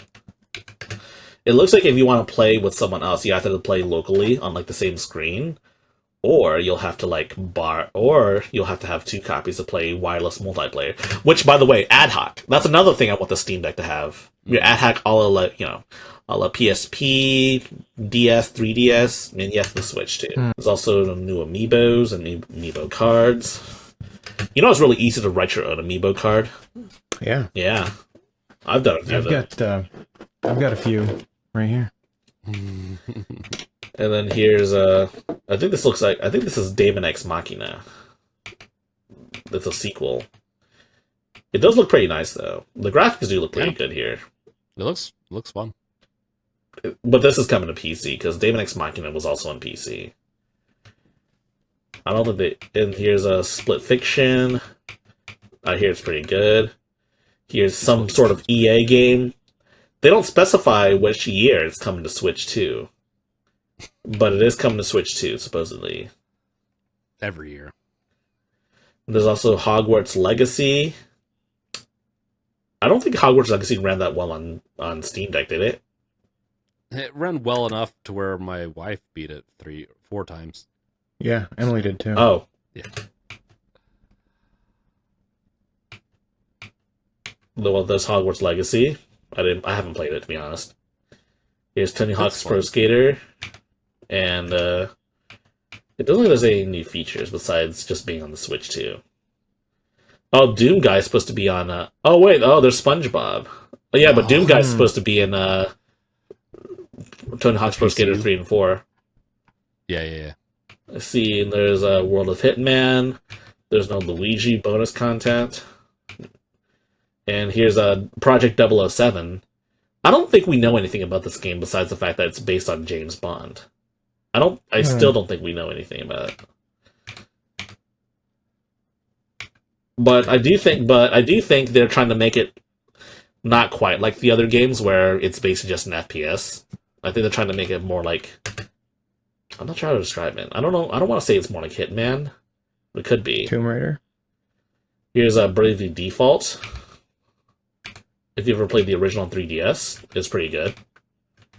It's a JRPG.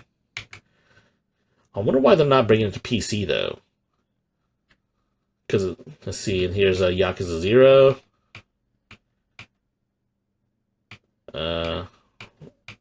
Here's Zelda. Hyrule Warriors, Age of Imprisonment. Here it is. Switch 2 Online. You can buy this or buy the expansion pack, which comes with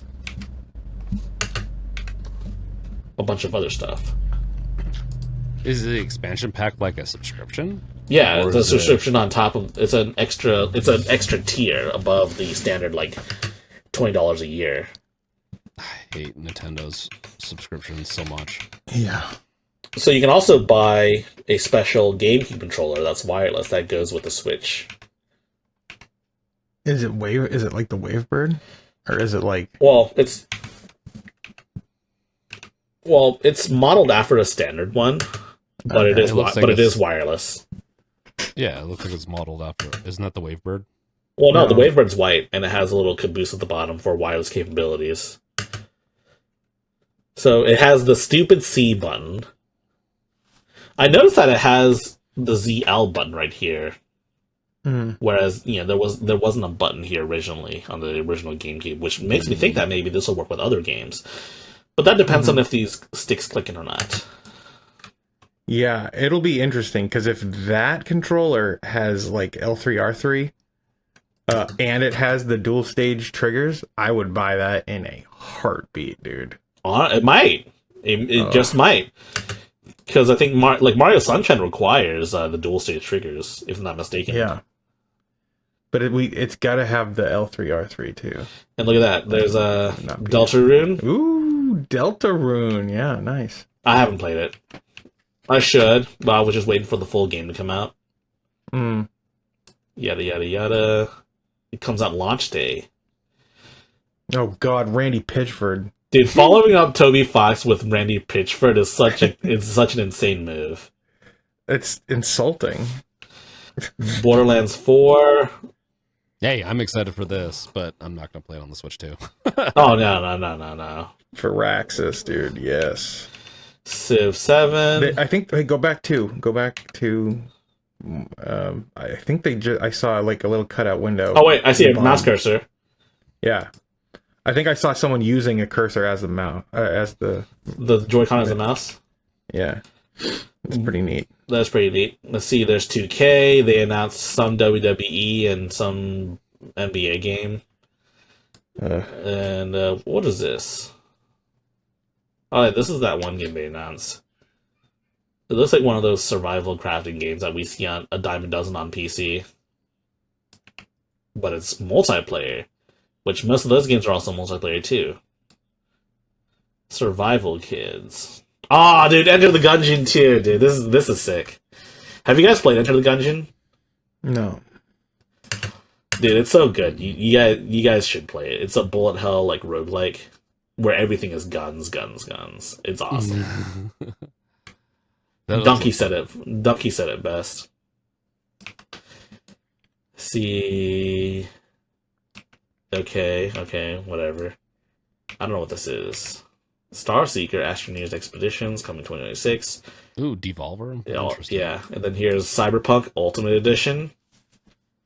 It's crazy to think that Cyberpunk came out 5 years ago almost. And it ran like shit on the PS4 to the point where they had to refund it, and now it's on the Switch too. Yeah, I'm not saying this is playable, because I don't know how it actually runs. But if it runs better than the PS4 version, it's honestly a miracle. It'd be a miracle. Let's see, and Final Fantasy VII Rebirth. I mean, Remake? Not Rebirth, sorry. So we're just going through all the games that they just announced, because we are... I mean, a lot of the games are just games that already exist, but like remastered or... Switch to port. Like Silksong. Silksong definitely exists and is coming in 2025. Okay, we have to settle this. Do you think Silksong's actually going to come out in 2025? Don't know. I don't know. Yes. I guess, since it's in the marketing for this. I mean, it was in the marketing for the last couple of times they gave a year release date for Silksong, too. And they never came out those years, like last year. I don't know that. Alright, so I know the interesting question is if Silksong is actually going to come out, but I have a better question. What if Silksong sucks? Imagine what would happen to the internet. I don't know.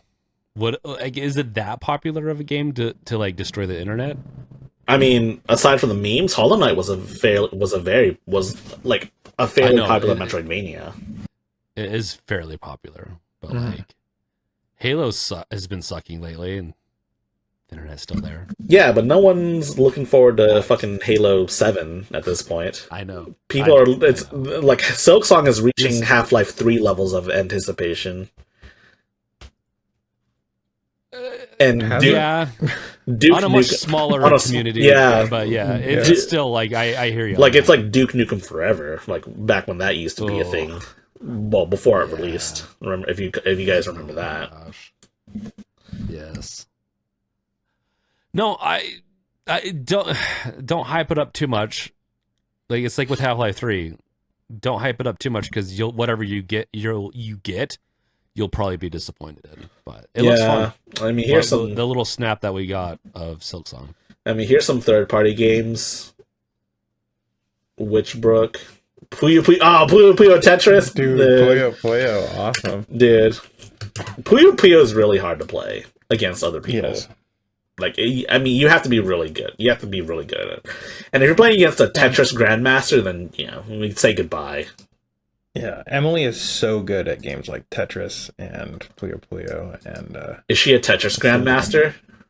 No, but she's really good. I used to think I was really good at Tetris, and then I watched her play, and I was like, "Holy shit, I suck." Well, Tetris the Grandmaster Challenge is coming. Well, it's already on PC, and if you beat the game, you're officially crowned a Tetris Grandmaster. Okay. You should see if she can do that. And then make a video out of it, I guess. I don't know. Be like, I'm with a Tetris Grandmaster. And then, the new Marvel beat 'em up. This one looks pretty cool. Star Wars Outlaws is on Switch. Honestly, the fact that Outlaws is on Switch is interesting. I mean, it's a current generation game that only came out like a year ago, right? And Civ 7 looks really good on there. It does. That's new. Yeah. I think I don't know. I can't imagine playing Civ 7 though on a 7-inch display with just holding one controller with the other one going mouse mode. Like that feels weird to me. Now, hear me out. What if you had one of those AR glasses? Oh. Would that support it? I have the one of them. I don't know what it is, but I can't read any text on that thing, like at all. Really? So I don't know how. Yeah, I don't know if like my eyes are too like my IPD is too weird, because I have to like max out the IPD on my index, and even then things are still blurry for me. Damn. I have a huge head, dude. My head is enormous. It's enormous to hold all those big brains. Oh, dude, look at how whacked out my glasses are because my head is so huge. They literally don't make glasses my size. Couldn't you get custom frames? I could if I like wanted to spend all kinds of money. I feel like it might be worth it in your case, because that can't be comfortable to wear on your face. No. Also, here's the Duskbloods, the From Software exclusive on the Switch too. People were saying it's like Bloodborne 2, but then they found out it was like Castlevania. Yeah, you're like a vampire or some shit, or a Jiangshi in certain cases. If you're not familiar with that, it's the Chinese interpretation of the vampire myth. But you're basically some sort of vampire. You can see yourself sucking blood off of someone. So it's an 8-player PvPvE game, and the way you say PvPvE, it makes me think like it's like an extraction shooter, like Tarkov. Yeah. And supposedly Miyazaki has been looking at Tarkov since like 2013, like 2023. So I'm not saying this is an extraction shooter, but one has to wonder if maybe this is some sort of extraction Souls-like or not. An extraction bleeder. It looks interesting, but yeah, we'll see. Because if it's exclusive to Switch 2, I don't know if I'd have anyone to play with if I ended up getting this. Well, maybe they'll announce a PC version later on. Yeah, whatever. I could see it being like a Bloodborne kind of situation, though. Can you believe Sony didn't do anything else with Bloodborne after the first game and the DLC? That's crazy. Sony's sitting on a lot of IPs that they're just not using. That would probably make them decent money. Yeah, Nintendo's not, and everyone's guilty of this. Even Nintendo themselves. I mean, they haven't. God knows they haven't done anything with F-Zero in like 3 generations now. No, wait.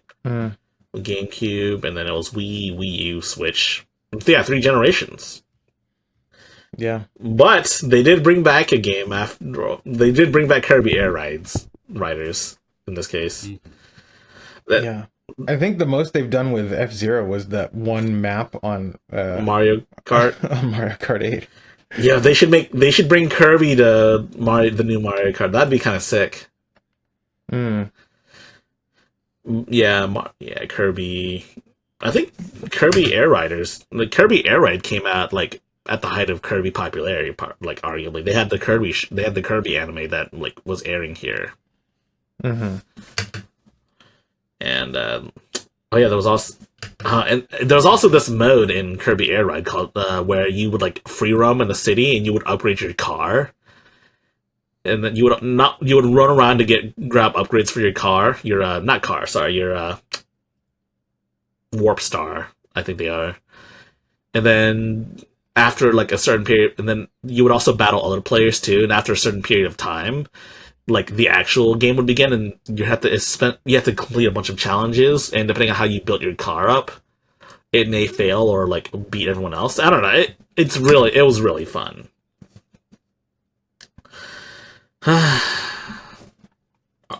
But yeah, I mean, I think we've beaten this. I think we've beaten this topic we've covered this topic to a T. I'm not sure what else happened this week besides the Switch, to be honest. We converted over from Xbox hate podcast to a Nintendo hate podcast. So Yeah. successfully converted over. Let's alienate more people. No, I mean, I'm the one that's I'm always excited to get new stuff. I like both. I like Xbox, PlayStation, and Nintendo, Yeah. but there's definitely a lot of things to scrutinize, I think. Yes.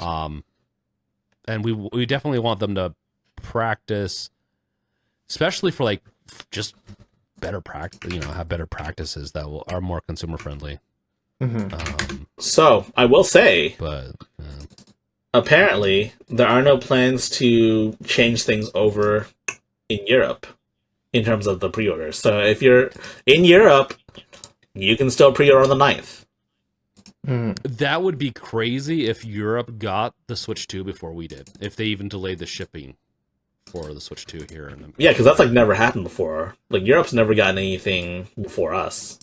I mean, Except for if that happens, like that would be interesting to see the Nintendo fanboys, because they can be pretty ravenous sometimes to go after, to have them start rioting in the streets. That'd be kind of interesting.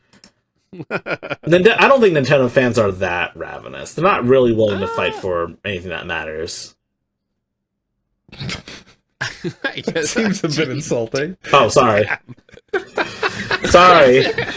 Now we're going to be labeled as a Nintendo hate podcast, for sure. Oh, damn. No, I think the better way to put it is, I don't think they could get out of their chairs to go and protest. Or That's even more insulting in a way. oh, They'll have to bring their inhalers. All yeah. right. So I mean, it could bring some a lot more hate though to the whole thing, tariffs, because none of us benefit from the tariffs. No. Like, if you want to get a hardware, any hardware this year, it's going to be a disaster. So Yeah. I don't know. more people for the fight. I don't know what's going to happen, man. Could you see people going to Japan to buy these Switch 2s? I could see it happening.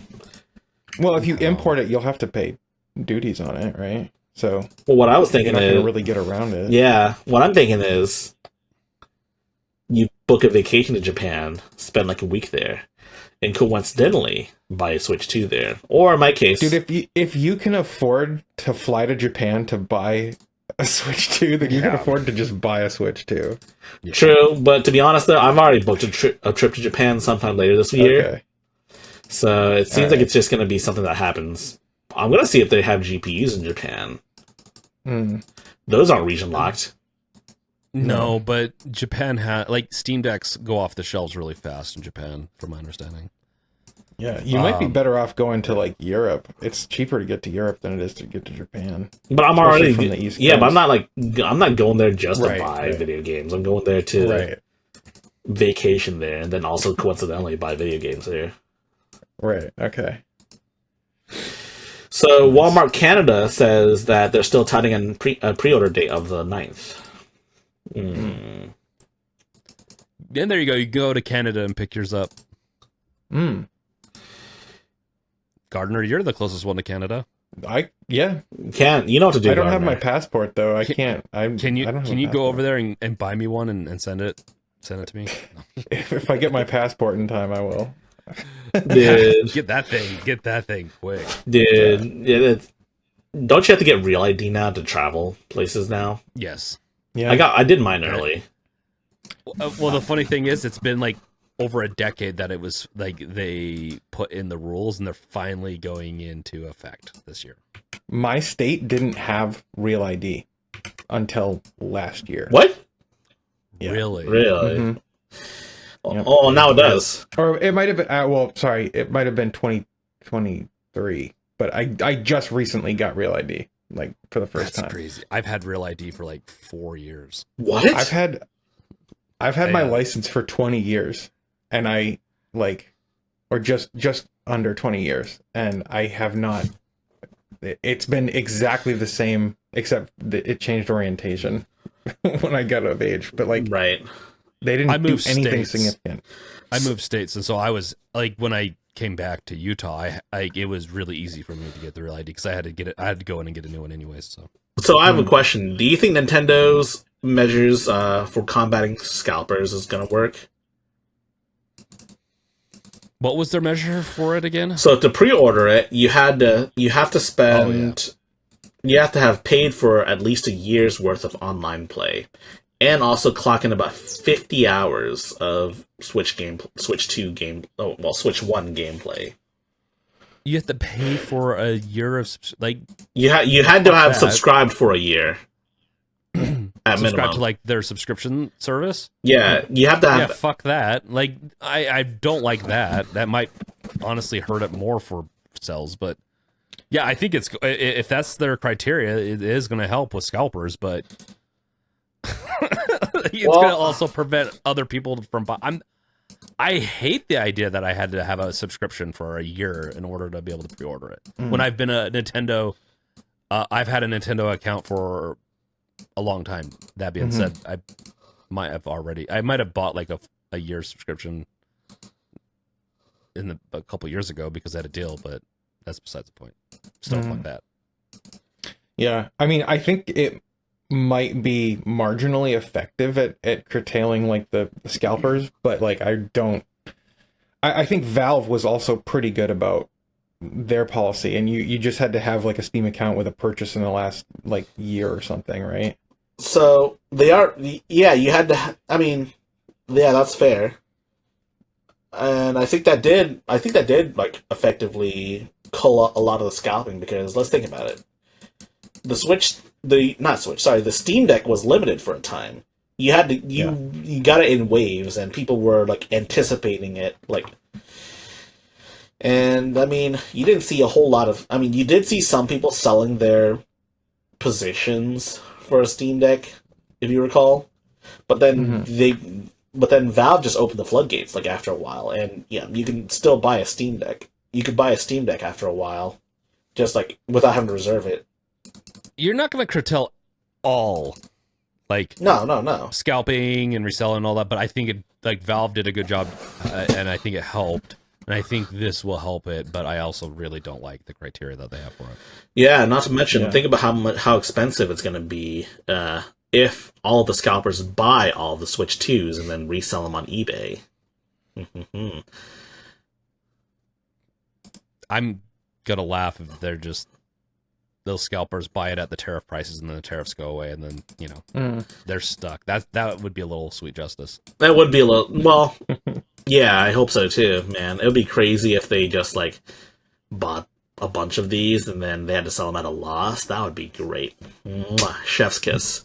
Masterful gambit by the U.S. government to destroy scalpers. Oh my gosh. It was a play. Very harsh play, but a play. It was so harsh it raised the prices of eggs.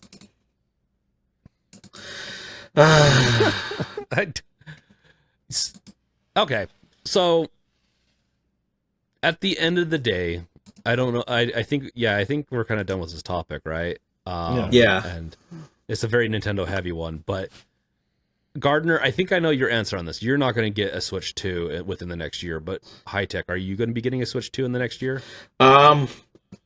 Like within a year of it releasing. Well, I'd like to make content on it, and then my brother.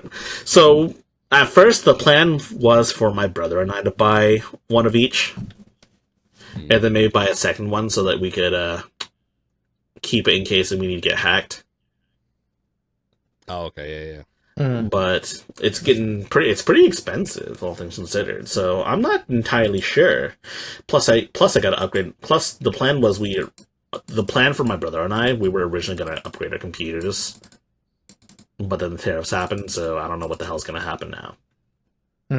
And the prices still haven't fully gone through, I don't think. It's just hard to find GPUs. Yeah, so I mean, my plan is to get everything I can right now, and then just bring over my old 3070.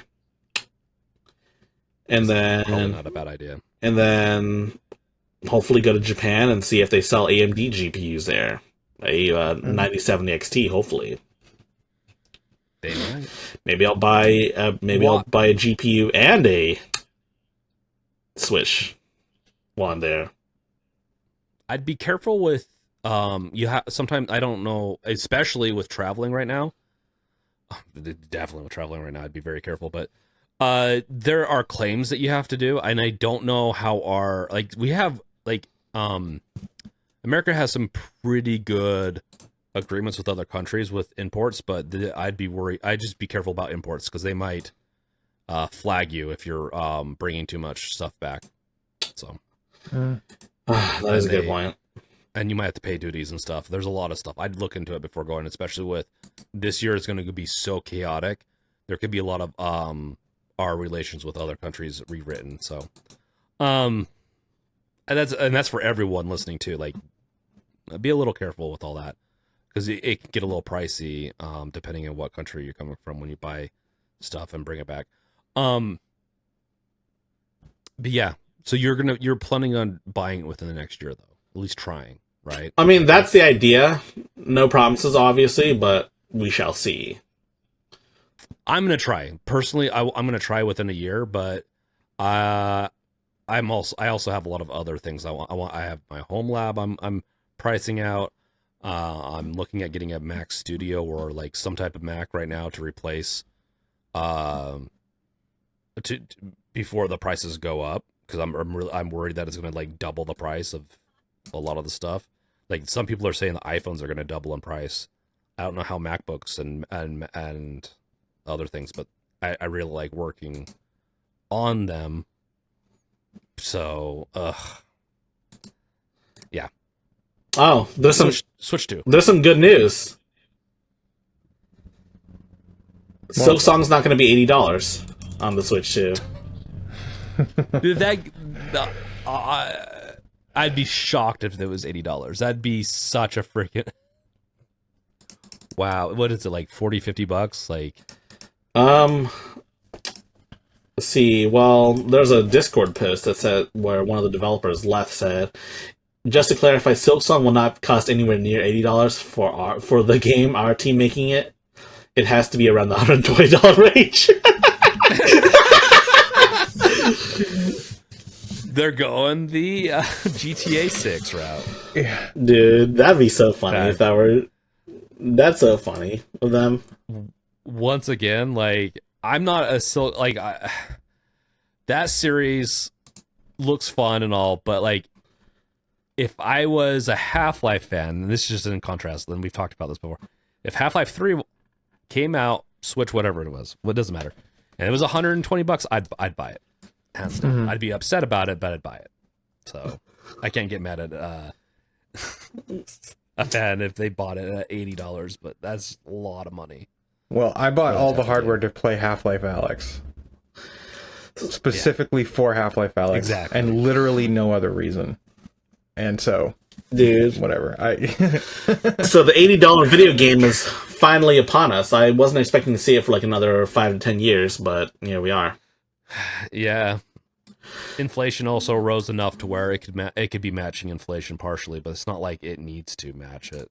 Yeah, I mean, the reason why video games could stay $60 for so long was because video gaming got more and more popular, so they could just make more physical copies and sell more and meet those sales. But have video games hit a plateau? In growth? Yes. Probably a little bit, yeah. But I think also this is just Nintendo being Nintendo. Nintendo being Nintendo. That's the... and people are saying emulation. Like, so they want Switch 2 emulation. But unless we get a crazy day one hack, like what happened with the original Switch, where you can do an RCM jig, I don't think that's going to happen for a while. Don't expect it for a few years, and yeah, there's plenty of other games to play in the meantime. Yeah, I mean, and like the Switch 1 getting an emulator as quickly as it did, that's a bit of an outlier because of how quickly it was hacked thanks to the RCM jig, like aforementioned issues. It was an outlier, but it's also Nintendo's been scorched earth with emulators, so I'd be shocked if someone was brazen enough within the first year to have one, but we'll see. Who knows? Maybe they'll do what Nintendo does and do compatibility layers if it was hacked. That's my point. Like hacking it and doing like there might be some new ways to hack it, which is interesting.